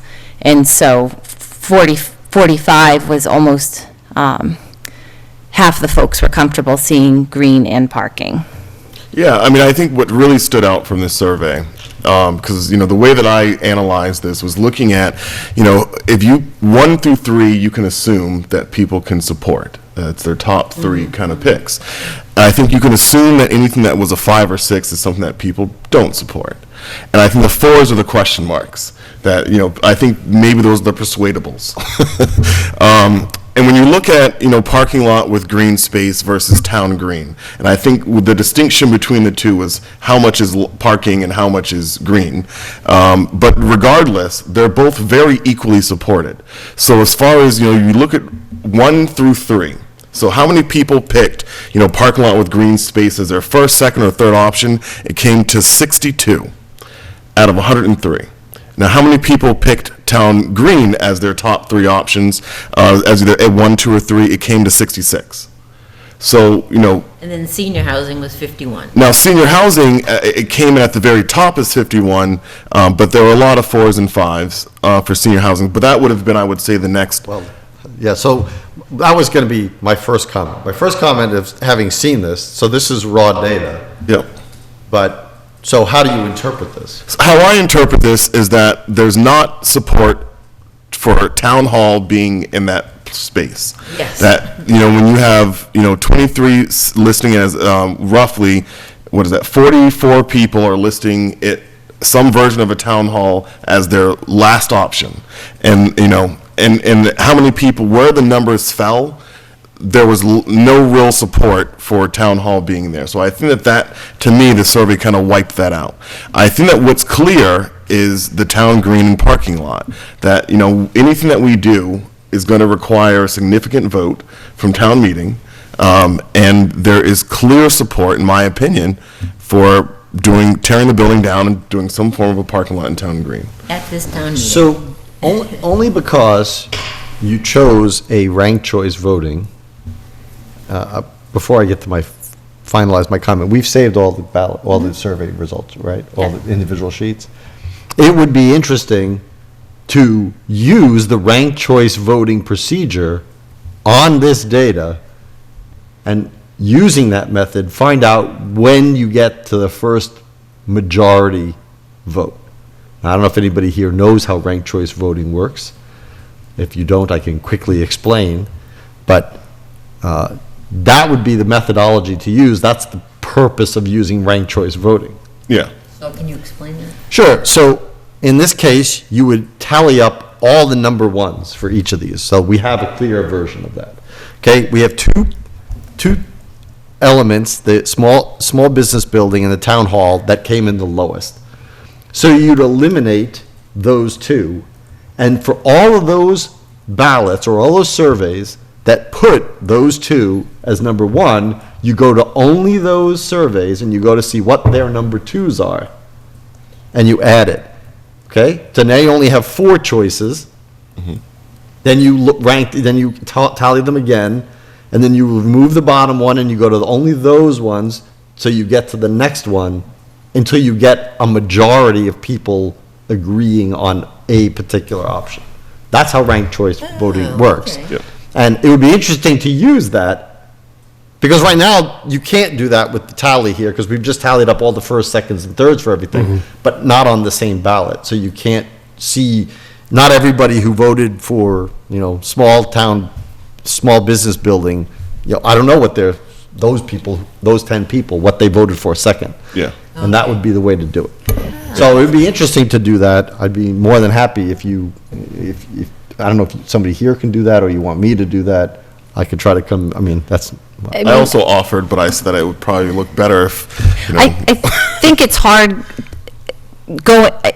it's such an interesting way to look at data, but again, I always was an advocate of combining the 2 open space concepts that had parking lots and green space as one item. And I don't know what impact that has on it, but I think this is such a nice way to see the data, because like you said, you see trends, and if you look at what people ranked as their 6th or their least favorite option out of what was presented, only 4 people picked a town green as out of 103, as their least favorite outcome for the space. Yeah. And so you can look at it in a couple different directions. So I am glad we did this, because it's just interesting. It's better than having no data. Yes. I agree. Because it's even with the parking lot, it's 13 versus 11. I mean, how many people picked 5 or 6 for either one of those? It was 13 picked parking lot as their 6 or 7, and with town green, and it was 11 that picked town green as their 6 or 7, 5 or 6, excuse me. But I think that we should do the ranked choice method on the actual ballots to figure out I'll work where. with the town manager, either we'll go through it, I could talk with Elaine, if you can, if I need to come here, I can do it, otherwise I can talk it through it. Basically, it's just 6 stacks and 103, so it's not like it's a million things. She's already gone through them once. But even still, I think, as a healthy compromise, knowing that the focus seems to be on this town green and parking lot is, maybe instead of, because my thought was that whole footprint of the primary school being a parking lot, that maybe only half of it is, that I think that this is still a workable thing. Yeah. I agree. In the sense I of agree.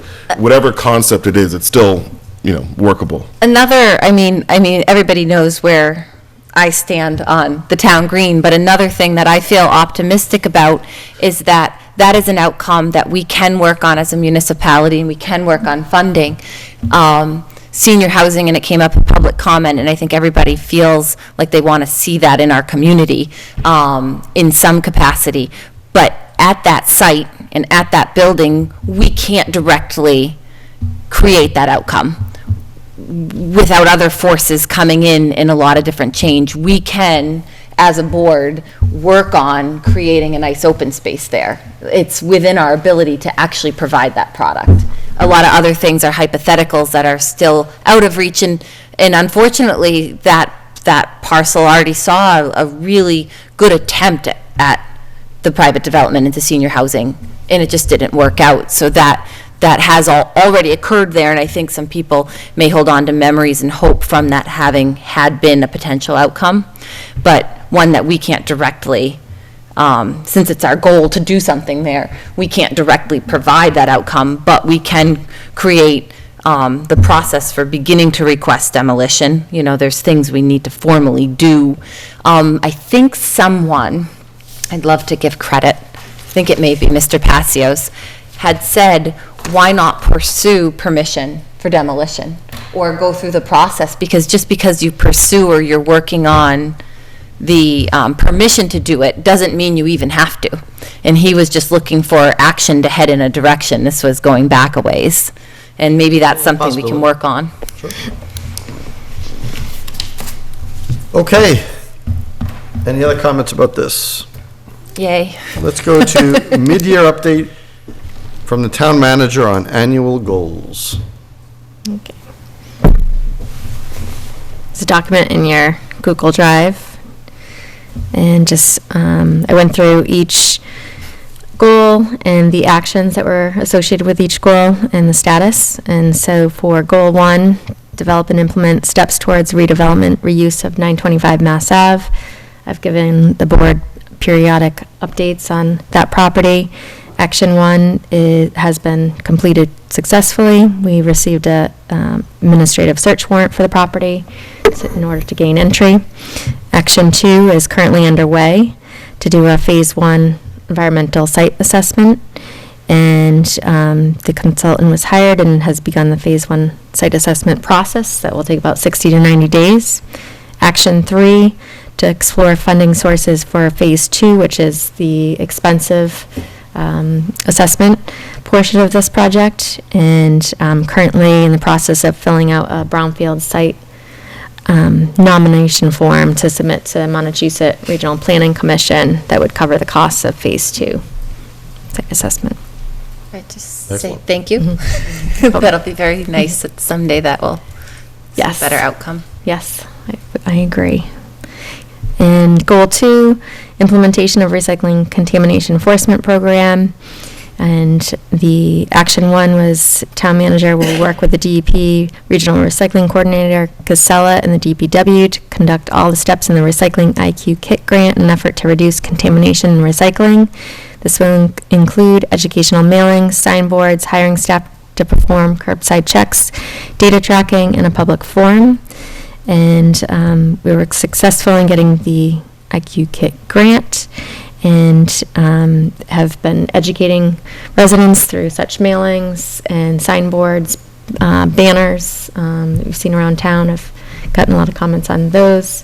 Our recycling inspectors, I think we were very fortunate because that was, speaking with other communities on that portion of the process was very difficult to get people to apply for those positions. And we have a great team. Everyone was really excited about the whole process, which is not up everyone's alley. So, but they were just, they were curious themselves about the whole recycling, form and what's changed in the industry, and learned a lot themselves, I believe, and really were, took it to heart to educate the residents as well. And I know there were a lot of conversations, one-on-one with people coming out and asking questions. So a lot of good feedback. Certainly a lot of out of it. Facebook and social media. I've improved my recycling as a result of all the information, so I think it's been achieved. I mean, there's things I put in recycling I thought were okay, and they weren't. I'm not gonna. I think you take like a coat hanger and you think like this is metal, and so I'm recycling metal, and Now, then some of it's turns very counterintuitive, I agree with you. And so, so it was like the product itself was something that could be recycled, but the form that it was in was not appropriate. Shredded paper is not recycled. Yeah. So. At one time, I used to put single-use plastic bags into recycling because they were plastic. Number one contaminant. But, so it's been a good process, and I look forward to the public forum and furthering the education effort to continue this. So. Goal 3, identify, plan, and implement accessibility improvements. And Action 1 was work with Montechusett Regional Planning Commission and various stakeholders on completing the updated ADA self-evaluation and apply for the Mass Office on Disability Planning Grant to complete the ADA transition plan. And that was, we were successful in getting district local technical assistance for MRPC to do the self-evaluation piece, and I applied for the planning grant through the Mass Office on Disability and should receive notice, within the coming weeks on whether we get that grant for completion of the transition plan. Action 2, review the Complete Streets prioritization plan with the board and apply for the Complete Streets grant in the fall that aligns with the goal of Complete Streets to provide safety and accessibility for all users of roadways, trails, and transit systems to people of all ages and abilities.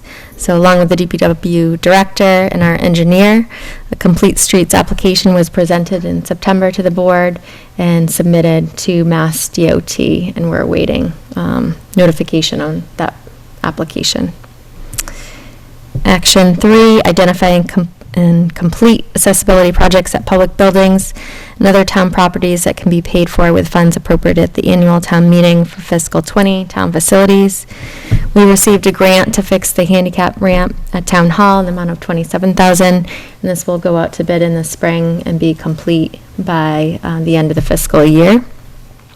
And recently, the DPW has resurfaced the bricks. They've removed those and resurfaced it with a even surface, which I think it was an accessibility and hazard to anyone entering that building. So that was a further improvement to one of the facilities, and something that will bring to light a lot of, I think, issues that we'll need to address in the future is the ADA transition plan, as well as the ADA public rights of way transition plan that will look at our sidewalks and ramps.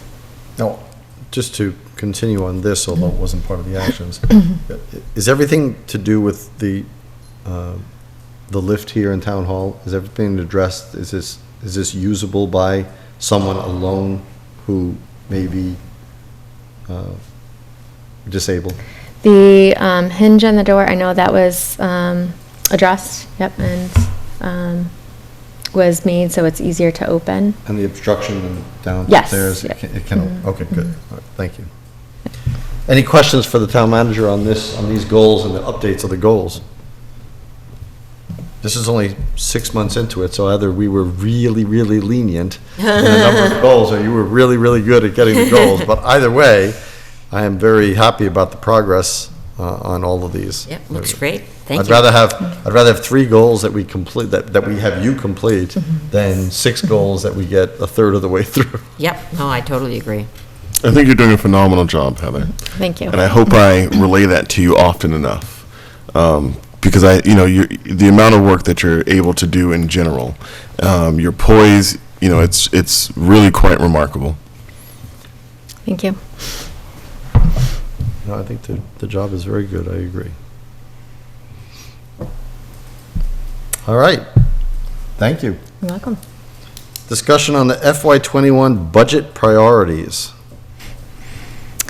All right, we did this last year, just as a discussion item, what the board's budget priorities were. You asked me what mine were, so I put together a short little memo about what I foresee as budget priorities this year. So I'll continue to recommend the budget follow the 10-year plan with the police department and the increasing to adequate staffing levels, as well as the 5-year fire EMS plan to get to a full-time paramedic level service. So those will be and plan to be part of the budget development. In preparing for the symposium, there were some identified personnel needs that I believe will be brought up during the budget development phase with departments, such as a certified nutritionist for the senior center, and possibly a IT technician to address the growing school and town IT needs. We are currently concluding the Recycle IQ Kit grant program, and a recycling coordinator position would be very instrumental in addressing outreach with citizens. This could possibly be addressed through grant funds. There is such a grant through Mass DEP, and it could also be something that we could look at regionalizing with another community. Another need I've heard repeated from volunteer committees is for a minutes clerk. This position could support the Conservation Commission, Personnel Committee, Capital Planning Committee, Finance Committee, and the Stormwater Task Force. I may have missed 1 or 2 in there, but those are the ones that came to my mind immediately. On the non-personnel expense side, we'll continue to be up against health insurance costs and other general insurance costs, as well as our Worcester County Regional retirement assessment. And I expect stormwater engineering related costs also will continue to be a significant factor, as well as once the ADA transition plan and the public rights of way, those are complete, those costs will be brought to light as far as what we should be budgeting annually to address those deficiencies, to be compliant. So again, it's early in the budget process, but these are things that come to mind right now, and I keep the board updated as the budget develops. Any comments or questions from the board? Yes. I met with the superintendent and the chair of the school committee last week on Tuesday, and it was a really productive meeting, I thought, and we went over quite a bit of things. But one thing that came out of that meeting was, on the planning board, I really pushed for what I call the school initiative, and I continue to push for what I refer to as a school initiative, which is bridging the divide between the schools and town needs. That there are a lot of boards that need someone to help type minutes. And all these minutes are on either YouTube in some form or they're recordings. And I think that there's an opportunity for volunteerism at the schools for students to be able to volunteer to help out some of these boards and committees. So I would encourage that before we pursue a minutes clerk, that we work with the schools to see if, as they develop their community service program, how they can help us with that need. That's clever. Any other comments from? Yeah, I think that's a admirable thing to try, as far as getting volunteers to do it. I worry some points because,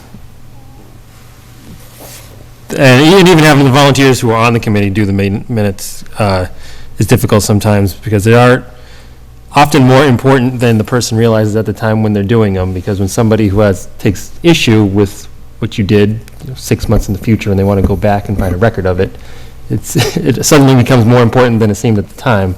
So they end up being critical to, even potential litigation in some stances, but very critical as far as a record to the town. And I think having a professional, I think a volunteer would be a good way for kids to get involved, but I think having them professionally done would be a huge asset to the town. Mm-hmm. It's the permanent record of our meetings. Yeah. I agree with public record law and all the seriousness involved in meetings, that I would definitely have concerns, not even with the volunteers, but with continuity, because each meeting builds upon its last. So if you have somebody always listening, always taking and understanding, I feel like there's continuity if it's always the same person. The turnover with it being a student would always happen. So you wouldn't be able to have somebody there for a long period of time. So I agree that I would rather see it be somebody either from the committee, which is a burden, or somebody who is going to really be well-trained in taking minutes and what they need to put down and not. So I agree. Yeah. I'm not against asking for volunteers, but this is that particular one, since we're talking just particularly about that, it is a very specific skill set to take a 3-hour, a 4-hour meeting and boil it down into its most vital components with losing the least amount of information and still making it cohesive and understandable. That's a really difficult job.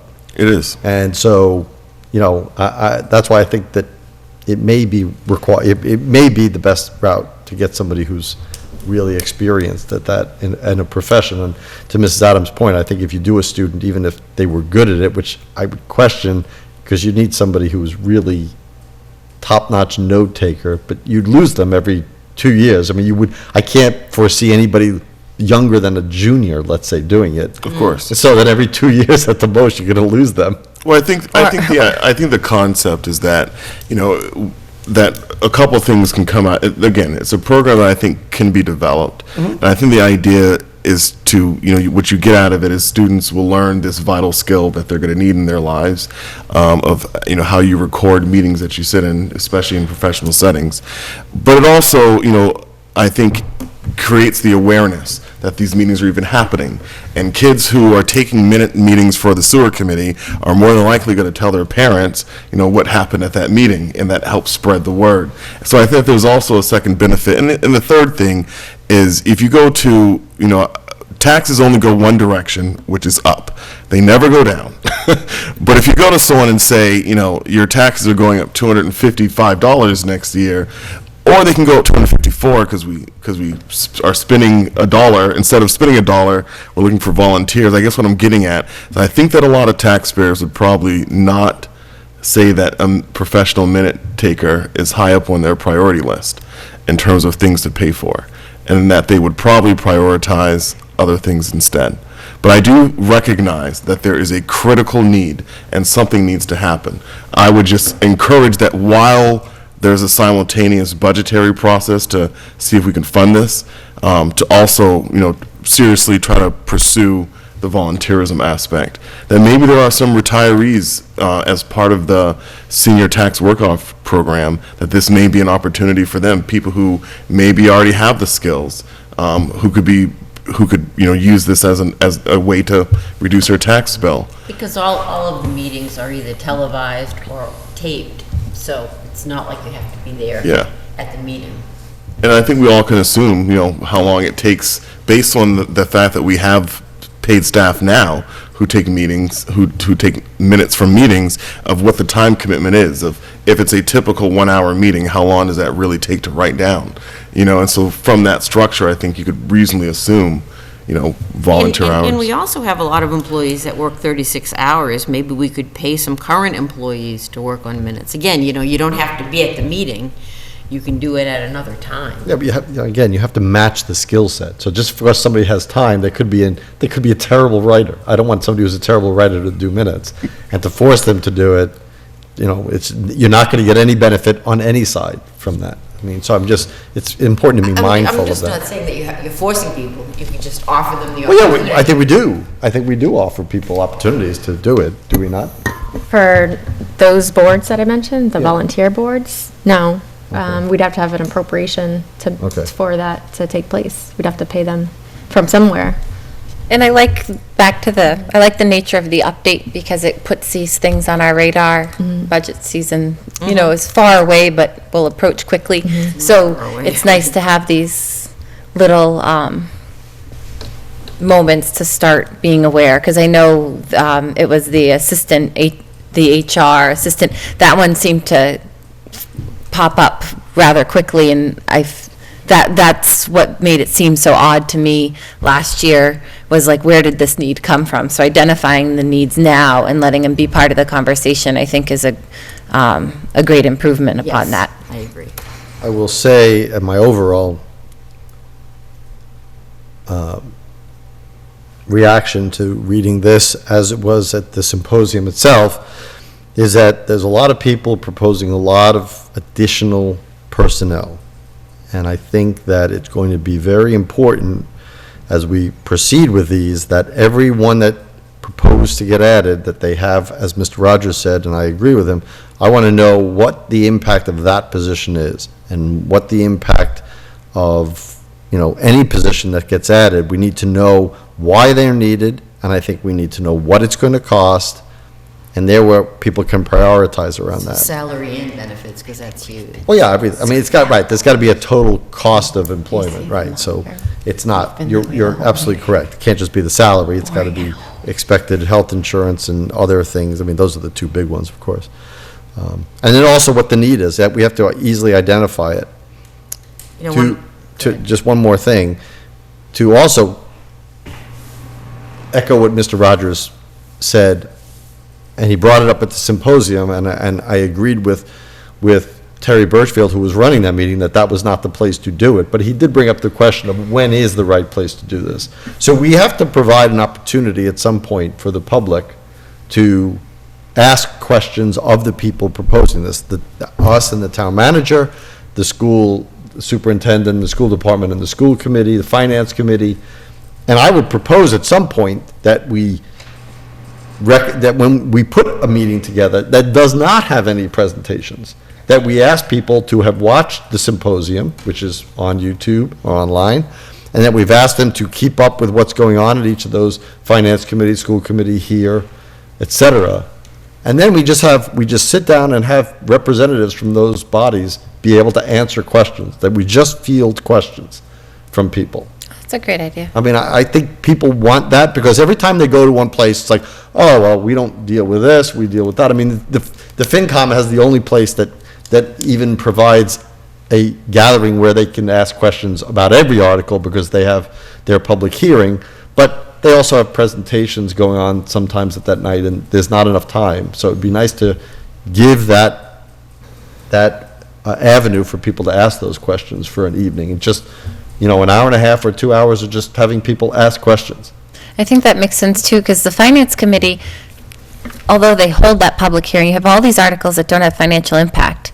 And so something like extending the sewer service area to that lot, although there may be an opportunity for the public hearing portion at the Finance Committee, it's not a logical place to discuss it, because it didn't have direct financial impact.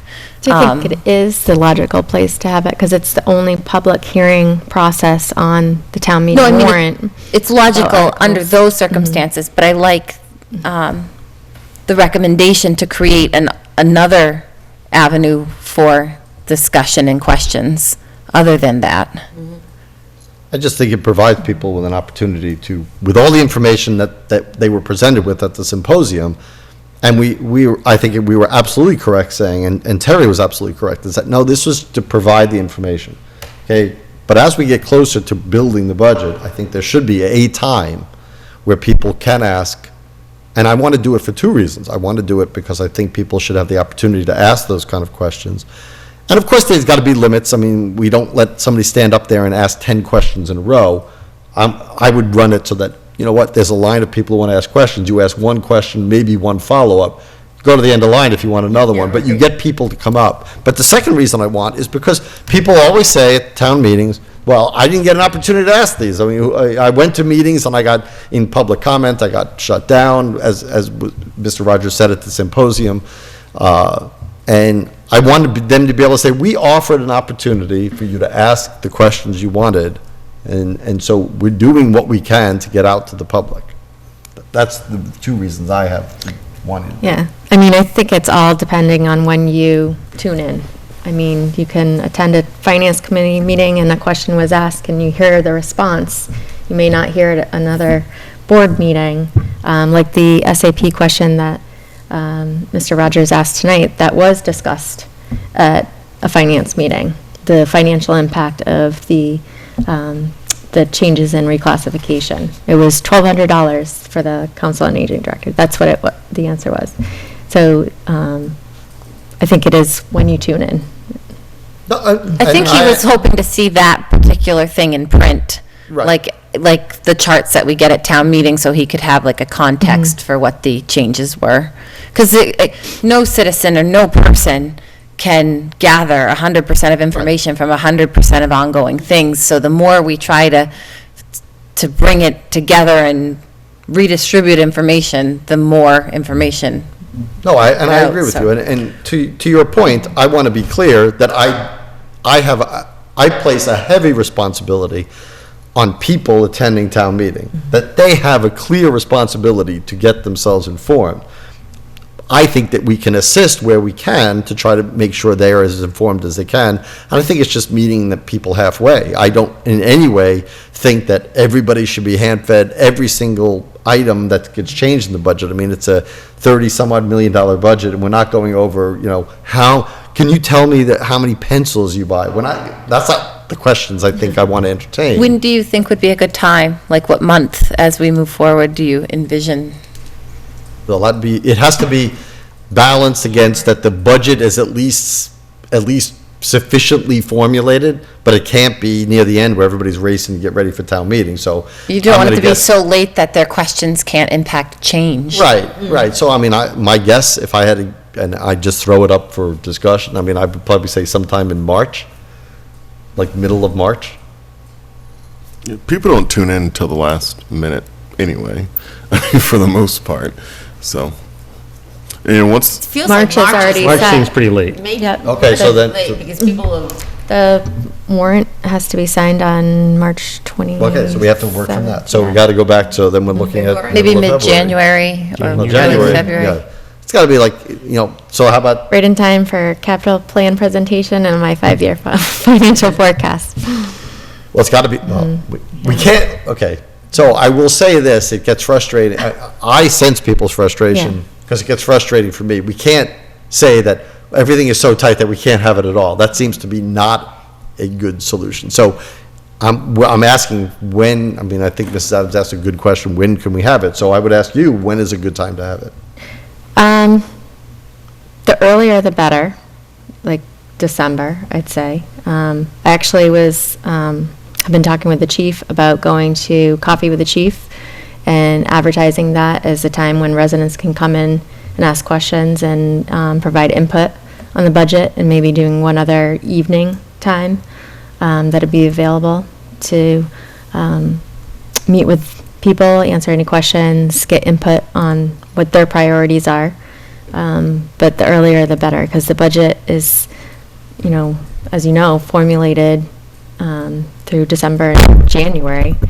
And as we get new numbers for health insurance and retirement, that's when it really tunes in, fine tunes for our final figures. So health insurance is not something that we have lots of control over. So that's kind of a number, like interest on debt, that we're kind of given.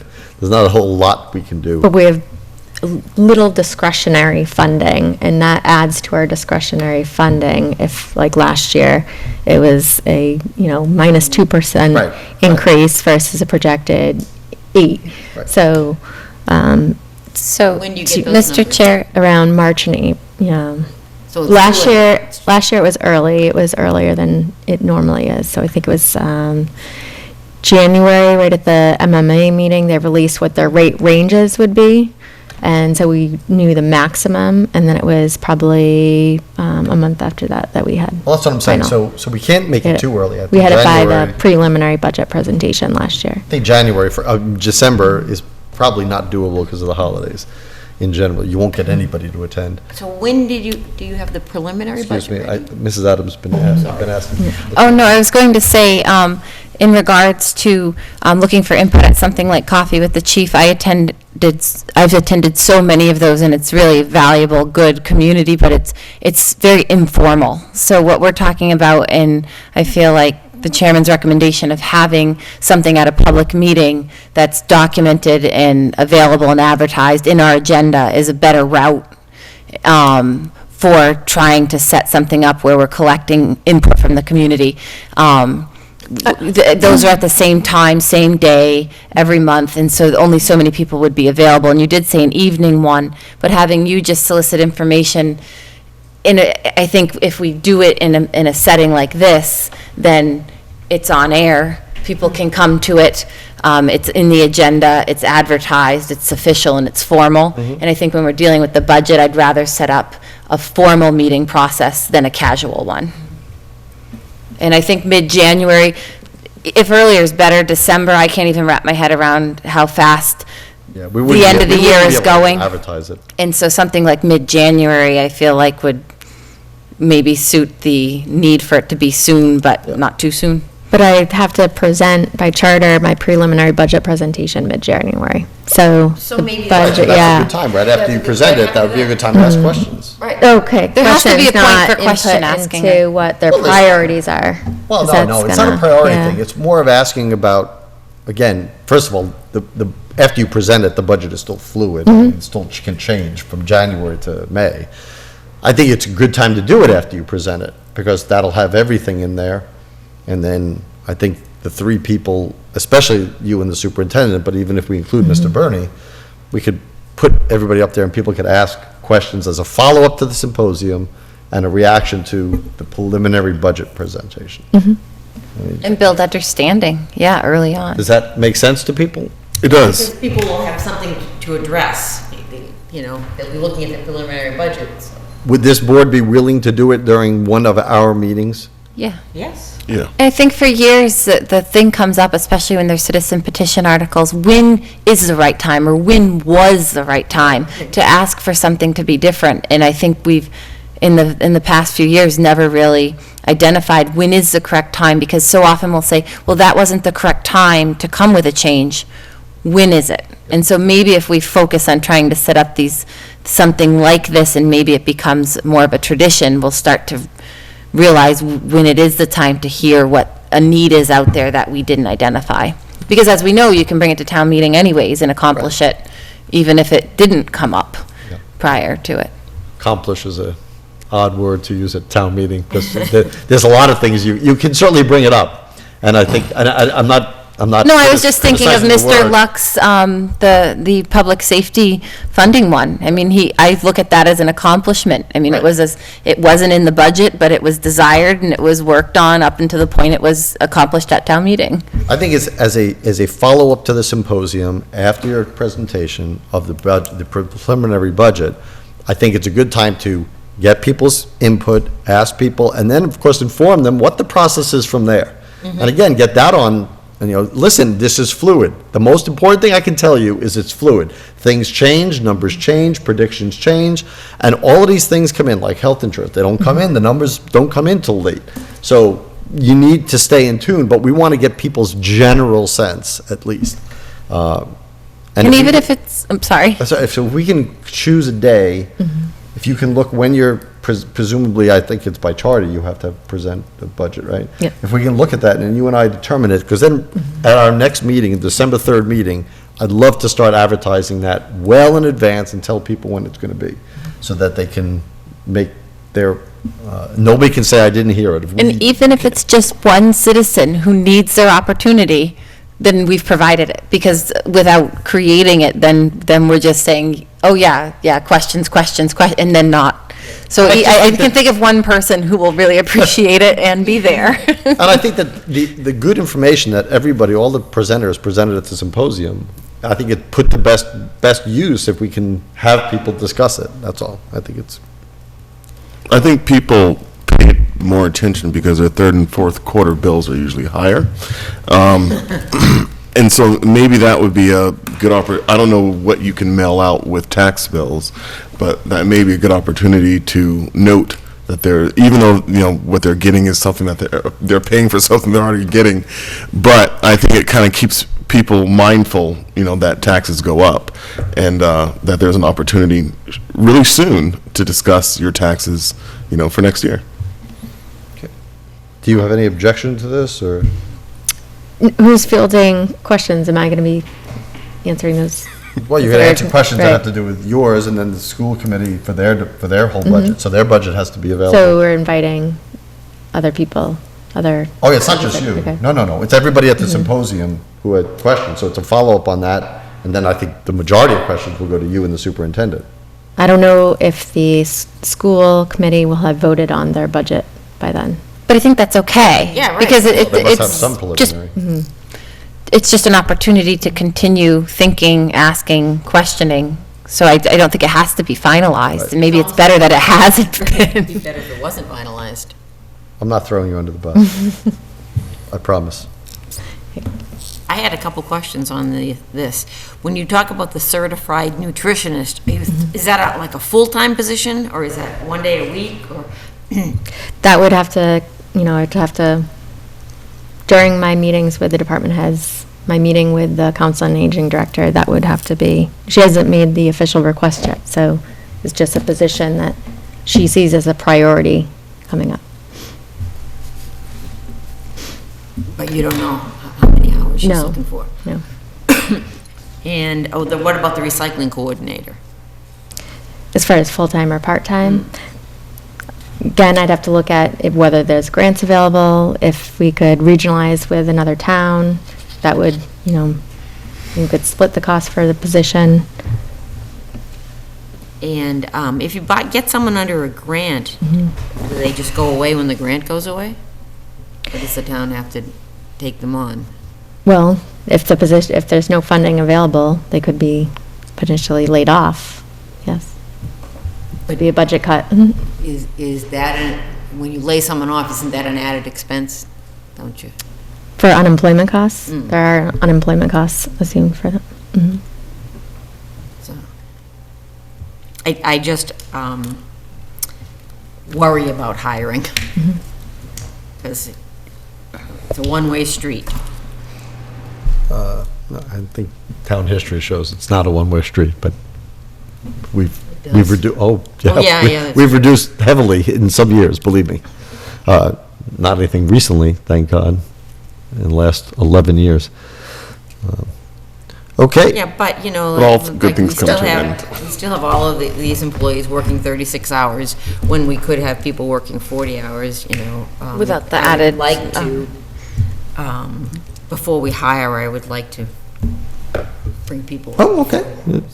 Certainly, I mean, there'll be opportunity for these to be fleshed out. I think it's a first pass at priorities.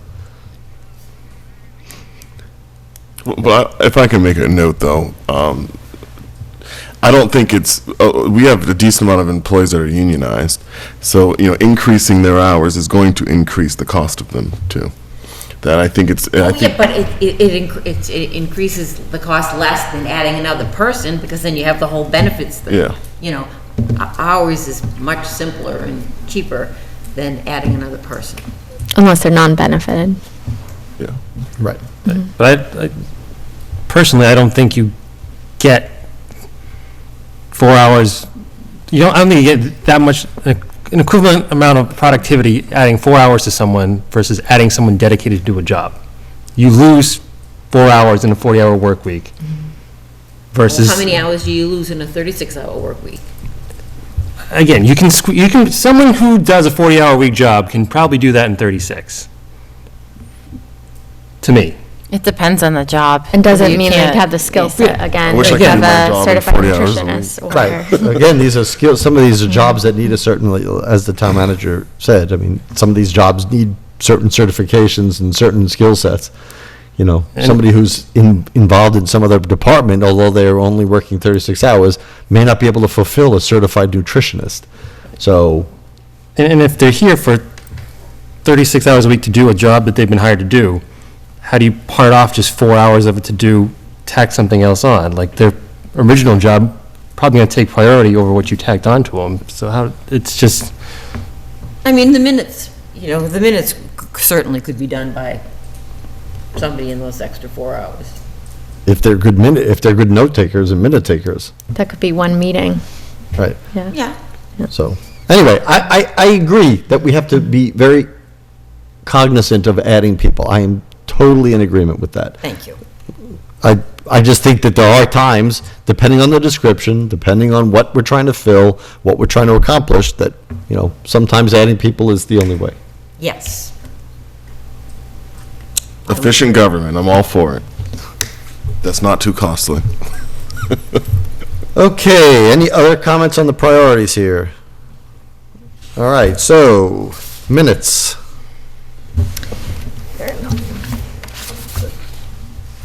You have the minutes? Okay, these were from September, yes, September 10th, yes, that's correct. Warrants, accounts payable in the amount of $177,139.93.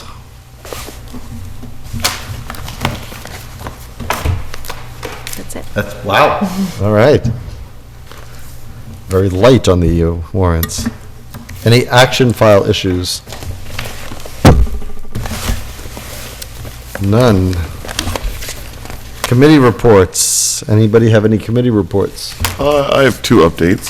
Sure. So the first is, I met with the superintendent, as I noted earlier in the meeting, and one of the things that I asked was, all of us in town commit a lot of resources, as we should, toward the education of the children.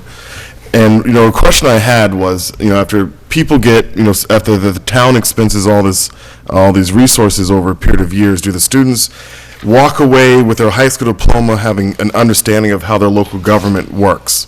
And the answer is no. That the schools do not teach currently civics, in the sense of they understand how the Constitution was formed, they understand the creation of our country, but they do not get any education on how their local government is organized, how it functions, how it works. However, and this is why I'm mentioning this, there is a plan to bring back civics education into the curriculum next year, and that is, the intention is that it will also include not just the importance of voting, but it will include modules on how government, the local government works. So I think that would be quite the successful thing, when that happens. And I would hope that there will be some, engagement, that there will be opportunities for engagement through that course with some of the local boards in town. That's it. Okay. Oh, Council of Aging. Their meeting last week really focused on the personnel classification of the Council of Aging Director, which is what they've been focused on the last two meetings, which is what then prompted my on-the-floor amendment to their Council of Aging position, because there was a proposal to put it as a grade 14, and then the Personnel Committee, based on comparable skill sets, determined that it was equivalent to a 13, and I think that there was just kind of this up in arms kind of about that, because I think there was an expectation from that community, from the senior community, on what the skill sets are, what the Council of Aging Director should be paid, and then, it was kind of, I don't think that they felt as if they had the opportunity to provide input into the final decision that was made, since it was officially made like a week before town meeting. So were they unable to attend the Personnel Committee meeting? No, I think that there was frustration because it was the Personnel Committee revisited it and then, knocked it down. And I think that they were just up in arms. Not everyone, I recognize that people have a lot of opinions, but public speaking isn't for everyone. And so I think, the fact that our government requires a lot of public forum, that not everyone wants to argue and present a point, but they do have a thought about something. So, but they are very happy with the amendment that passed on the floor unanimously by the town. Okay. And I have some committee reports. The MPO meeting I'm attending is tomorrow at 1 in Leominster. The Stormwater Task Force met on October 24th. We took steps to get the stormwater survey more visibly. Our hope is that we'll learn more about where folks are with their awareness of stormwater and why it's important to do more to control stormwater to reduce the pollution of our lakes and streams, wetlands, control flooding, and meet regulatory requirements. We're hoping that people will continue to take that survey. I attended the annual meeting of the Central Mass Regional Stormwater Coalition last Thursday. There was a good deal of discussion around the 21 Mass communities that have implemented stormwater utility enterprise funds as mechanisms for funding compliance with the municipal separate storm sewer system permit. There are 175 mass municipalities that are covered by this permit, including Lunenburg. And there seems to be many approaches to skinning this cat. And we're meeting Thursday. Last week had the TEC Passios Building Committee meeting, and it was recorded. It wasn't televised live, but it's recorded if you want to go back and watch it. And it's both my kids there with me, so if you want to watch me try to parent a 9-month-old and a 3-year-old during a meeting, probably makes for good television. I saw there was a commercial about that. But mostly, we talked about kind of getting input into Heather for formulating an RFQ for finding a designer. And our next meeting is December 4th, where we're going to, Heather, I think, will be there, and we'll go over the RFQ that we hopefully send out soon, so we can get somebody on board. So you're going to have your kids there again? No, hopefully not. Were they voting members? No, they did add some input, but they weren't. Also, today, Heather mentioned it, but we had the Capital Planning Committee, the school met with us, and the 3 projects that they requested for this year Everything still has to be reviewed and prioritized, but what they requested was renovations to continued work on the asbestos abatement in the ceilings, above the ceilings at the Turkey Hill Elementary School. We've been working on that for about 5 or 6 years now in chunks, and this is the last installment of that Excellent. for now, to clean up 3 remaining classrooms. Second was to do the engineering design for AC in the classrooms at the Lunenburg Primary School, to feed into getting a firm number for a larger request next year to actually do the project. So that they're looking for about $10,000 for the engineering to lead into potentially a $290,000 project next year. And finally was about $28,000 to add air conditioning to the admin spaces in the elementary school, because they're using a window unit now, and there is staff who works there all summer, and the window unit doesn't do the job. But those were the 3 big requests for this year. Any other committee reports? No, just excited to hear about the air conditioning, the eaves, the second floor. They hit the 90s a lot in September, multiple days in a row. Yep. It usually corresponds with the parent open house night, and one time I almost, I mean, I couldn't breathe, and I'm Yeah. like, I can't believe children are in this environment, so that's awesome. We also have the Animal Control Officer Quarterly Report, if anybody has any questions on that. It makes for a thrilling read, by the way. Okay, Very to the point. yep. All right, old business, public comment and social media policy. So the social media policy, let's address that first, because all that was done in this was we took the Town of Easton policy that we reviewed at a prior meeting that we all agreed upon, and we had the town manager's office, I think through Elaine, change all, or maybe the town manager herself, but change all the designations of Town of Easton to Town of Lunenburg, and otherwise there were no other substantive changes in this at all.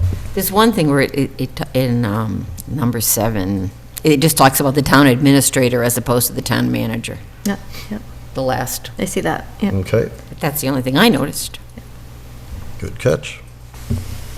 There were 2 changes at the previous meeting that the board discussed that they wanted removed, that were removed out of the Easton policy. It was D5 to remove rumors, Yeah. or rumors, and Let's remove rumors. and 10 to strike generally. Those 2 changes were incorporated. Excellent. So with Thank you. that change, I would entertain a motion that we, with the change from town administrator to town manager, do I have a motion on accepting this policy? Move we accept the policy for social media as presented with the change. Second? All those in favor, please say aye. Aye. Aye. Opposed? Aye. It passes unanimously. The public comment one, you may want to, so I put this together, it was going to be to include 3 sections of the other town, I think it was Natick, incorporated into our own. And in doing this, I tried to clean up some of the language, so we may want to have everybody review this, and we'll approve this at a separate meeting, since I don't expect everybody to read it right now. I know it just got on there last night, or this morning. So I'll ask everybody to please read through that, and we'll go through piece by piece. Can I ask a question now? Okay, yeah, Under, where is it? Section 1.11, that's the whole section, right? two speakers shall address topics. Can it be may? I mean, you know, it says speakers shall address topics that are not on the select board's agenda, but that are within the scope of responsibility and Right, authority. I think of the that's a select board. necessity. That means if something's on the agenda tonight, then just wait for the agenda item. But if it's not a public hearing, they can't interrupt our meeting to speak, so it may be their only opportunity. So if something's on our agenda, like tonight, No, but so- if you look at number 6, if I can interrupt, Sure. number 6 says, if the select board is considering matters of citizens' concern at a regular meeting, the public will be allowed to speak, to ask questions, or make statements relative to the matter under consideration at the discretion of the chair. So the whole point of that is to you know, to not take up public comment time about something that's an agenda item already. But, you know, what if you can't stay for the whole meeting, and you saw this thing on the agenda, and you want to come and make a point about it? I'm not going to dig my heels in. If you want to change shall to may, I'm fine with that. Okay, perfect, thank you. I like it. My only question is select board one word or two? Well, that's a good question. We haven't decided on that. Have we decided on? No. I think in the charter we wrote it as two. I think we Well, should go with the charter. I'll look at what you guys put in the charter. Oh, and in 5, it talks about spokesman. And if we say, yeah, So it should, why wouldn't it be spokesperson?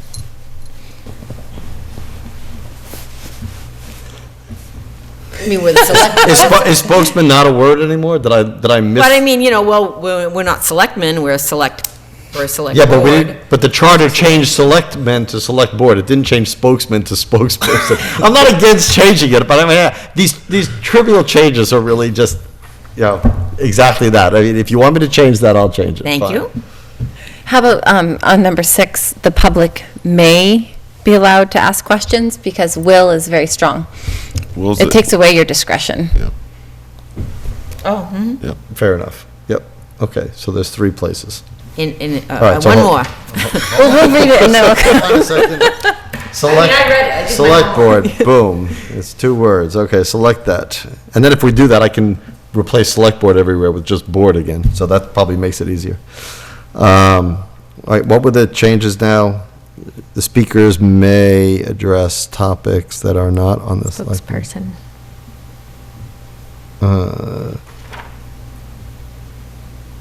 You know what? Can we go back to number 2?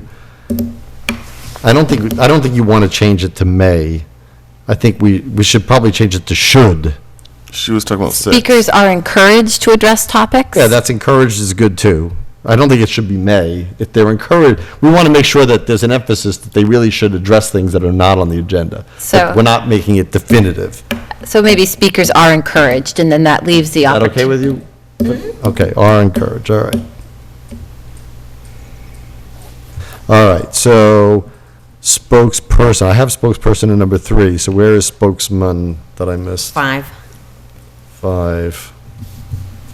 So now you have better leverage, because I used it once already. All right. So also in 5, we're in, the last Hold on, I gotta keep up with you. All right. Okay, go ahead. The last sentence in 5 says, residents making such presentations are encouraged to prepare written materials for the board's review, and I would put prior to the meeting. Because if they're just giving us written materials when we're. They can't really distribute stuff before you start Right. getting an open meeting law It's not easy situations. for them to get to us necessarily, so if they can't, I mean, I think it's meant that if you have a presentation, like a PowerPoint, print out the PowerPoint so we can follow along. Okay, That's what I think it means. all right. Was there one more? Maybe residents making such presentations at the meet, like change the sentence so it's more clear. Yeah. That residents making a presentation at the meeting are encouraged. Business making presentations are encouraged to prepare written materials for distribution to the board. How about that? At the- Sounds great. And Selectman Adams had brought up number 6 of changing a will to a may. Okay, number 6, Second line, public will. changing will to May, the public may be yes, allowed. Yes, okay. All right, I will make all those, and then we can vote on it at our next, on a December 3rd meeting, if we just put that on there. That should not take anything. December 3rd is a workshop, too. Well, that's fine. We can do that beforehand. What is the workshop? Is it going to be, Is the old primary. oh, primary, okay. That's, I'm glad we're saying that, so, okay.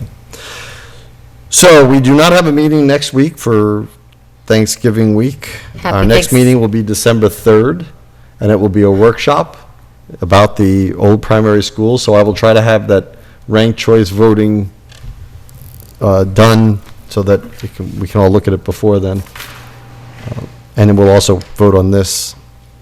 Mr. Chair, for our schedule going into January, are we looking into increasing to every Tuesday in January, February, and March leading up to town meeting? Or is that something for us to discuss? At Yeah, I think let's put it on for us to discuss what the schedule will be. I'm not against it. We have to discuss that with the sewer commission, because we may have to meet at another location if we decide to meet every week during budget season. Maybe January is too early, I don't know, but I'm just going to say now I'm hesitant to do that because I think it discourages us from maybe going to finance committee meetings or trying to cross over into other things by just adding another regular meeting. well, that's why we can have a Yeah. discussion about it. Yep, we don't have to decide it now. Obviously, we're going to miss 2 in a row, so the 24th of December, we're not going to meet. Well, I'm not going to meet, I don't know, but you're all welcome to meet, but that's not the last Tuesday, because the 31st is the last Tuesday, which we're also not going to meet. So the next meeting won't be until whatever is after that. You should drop the chandelier at midnight. We should. Sounds a little Phantom of the Opera-ish, but okay. But even with missing 2 in December, we get the 3 in. We do get 3 meetings in December. I'm actually, in Yep. fact, let me look at that, because I think the meeting after that, I just want to look at my calendar, because I think I'm away the first week in November, in January. It's the 7th. Yes, I'm away that week, so I will not be here for that week either. So I'll mail pictures of everybody, a picture of me, so you remember what I look like. Going anywhere fun? Excuse me? Are you going anywhere fun? Yeah, up north to go skiing. Okay, so the next meeting will be December 3rd. It'll be a workshop about the old primary school. And public comment, any closing public comment from the public? Any public comment from the board? Sure. I would say Happy Thanksgiving. And I'm very curious about the mystery citrus box. Oh, no, I bought that from the Musicators, and they texted me, do I want it? And I said, well, I'm not home, so I said, but I'm at town meeting, and that's at town hall. So they were very, very delightfully delivered it to me, so thank you. They've done that fundraiser for a Thank you, long Andrea LaFord, time. for delivering it to Yeah. me. When we were in school. they Yeah. did that, yeah. And they're, by the way, the citrus they get are absolutely delicious. They are. They really are first rate. We should Any other- advertise it before the fundraiser next year. Yeah, well, on that note, I do ask if people want things to announce. I'm more than happy to say what's going on. I'm glad Mr. Rogers came in for the Lions Club and the meat raffle, but anybody who has events, I'm very willing. I really try to encourage people's participation in town events, so. Any other comment from the board? Okay, I will entertain a motion to adjourn. So moved. Second. All those in favor, please say aye. Aye. Aye. Opposed? None. Happy Thanksgiving, everyone. Be safe and don't eat too much. That's the tough part, isn't it?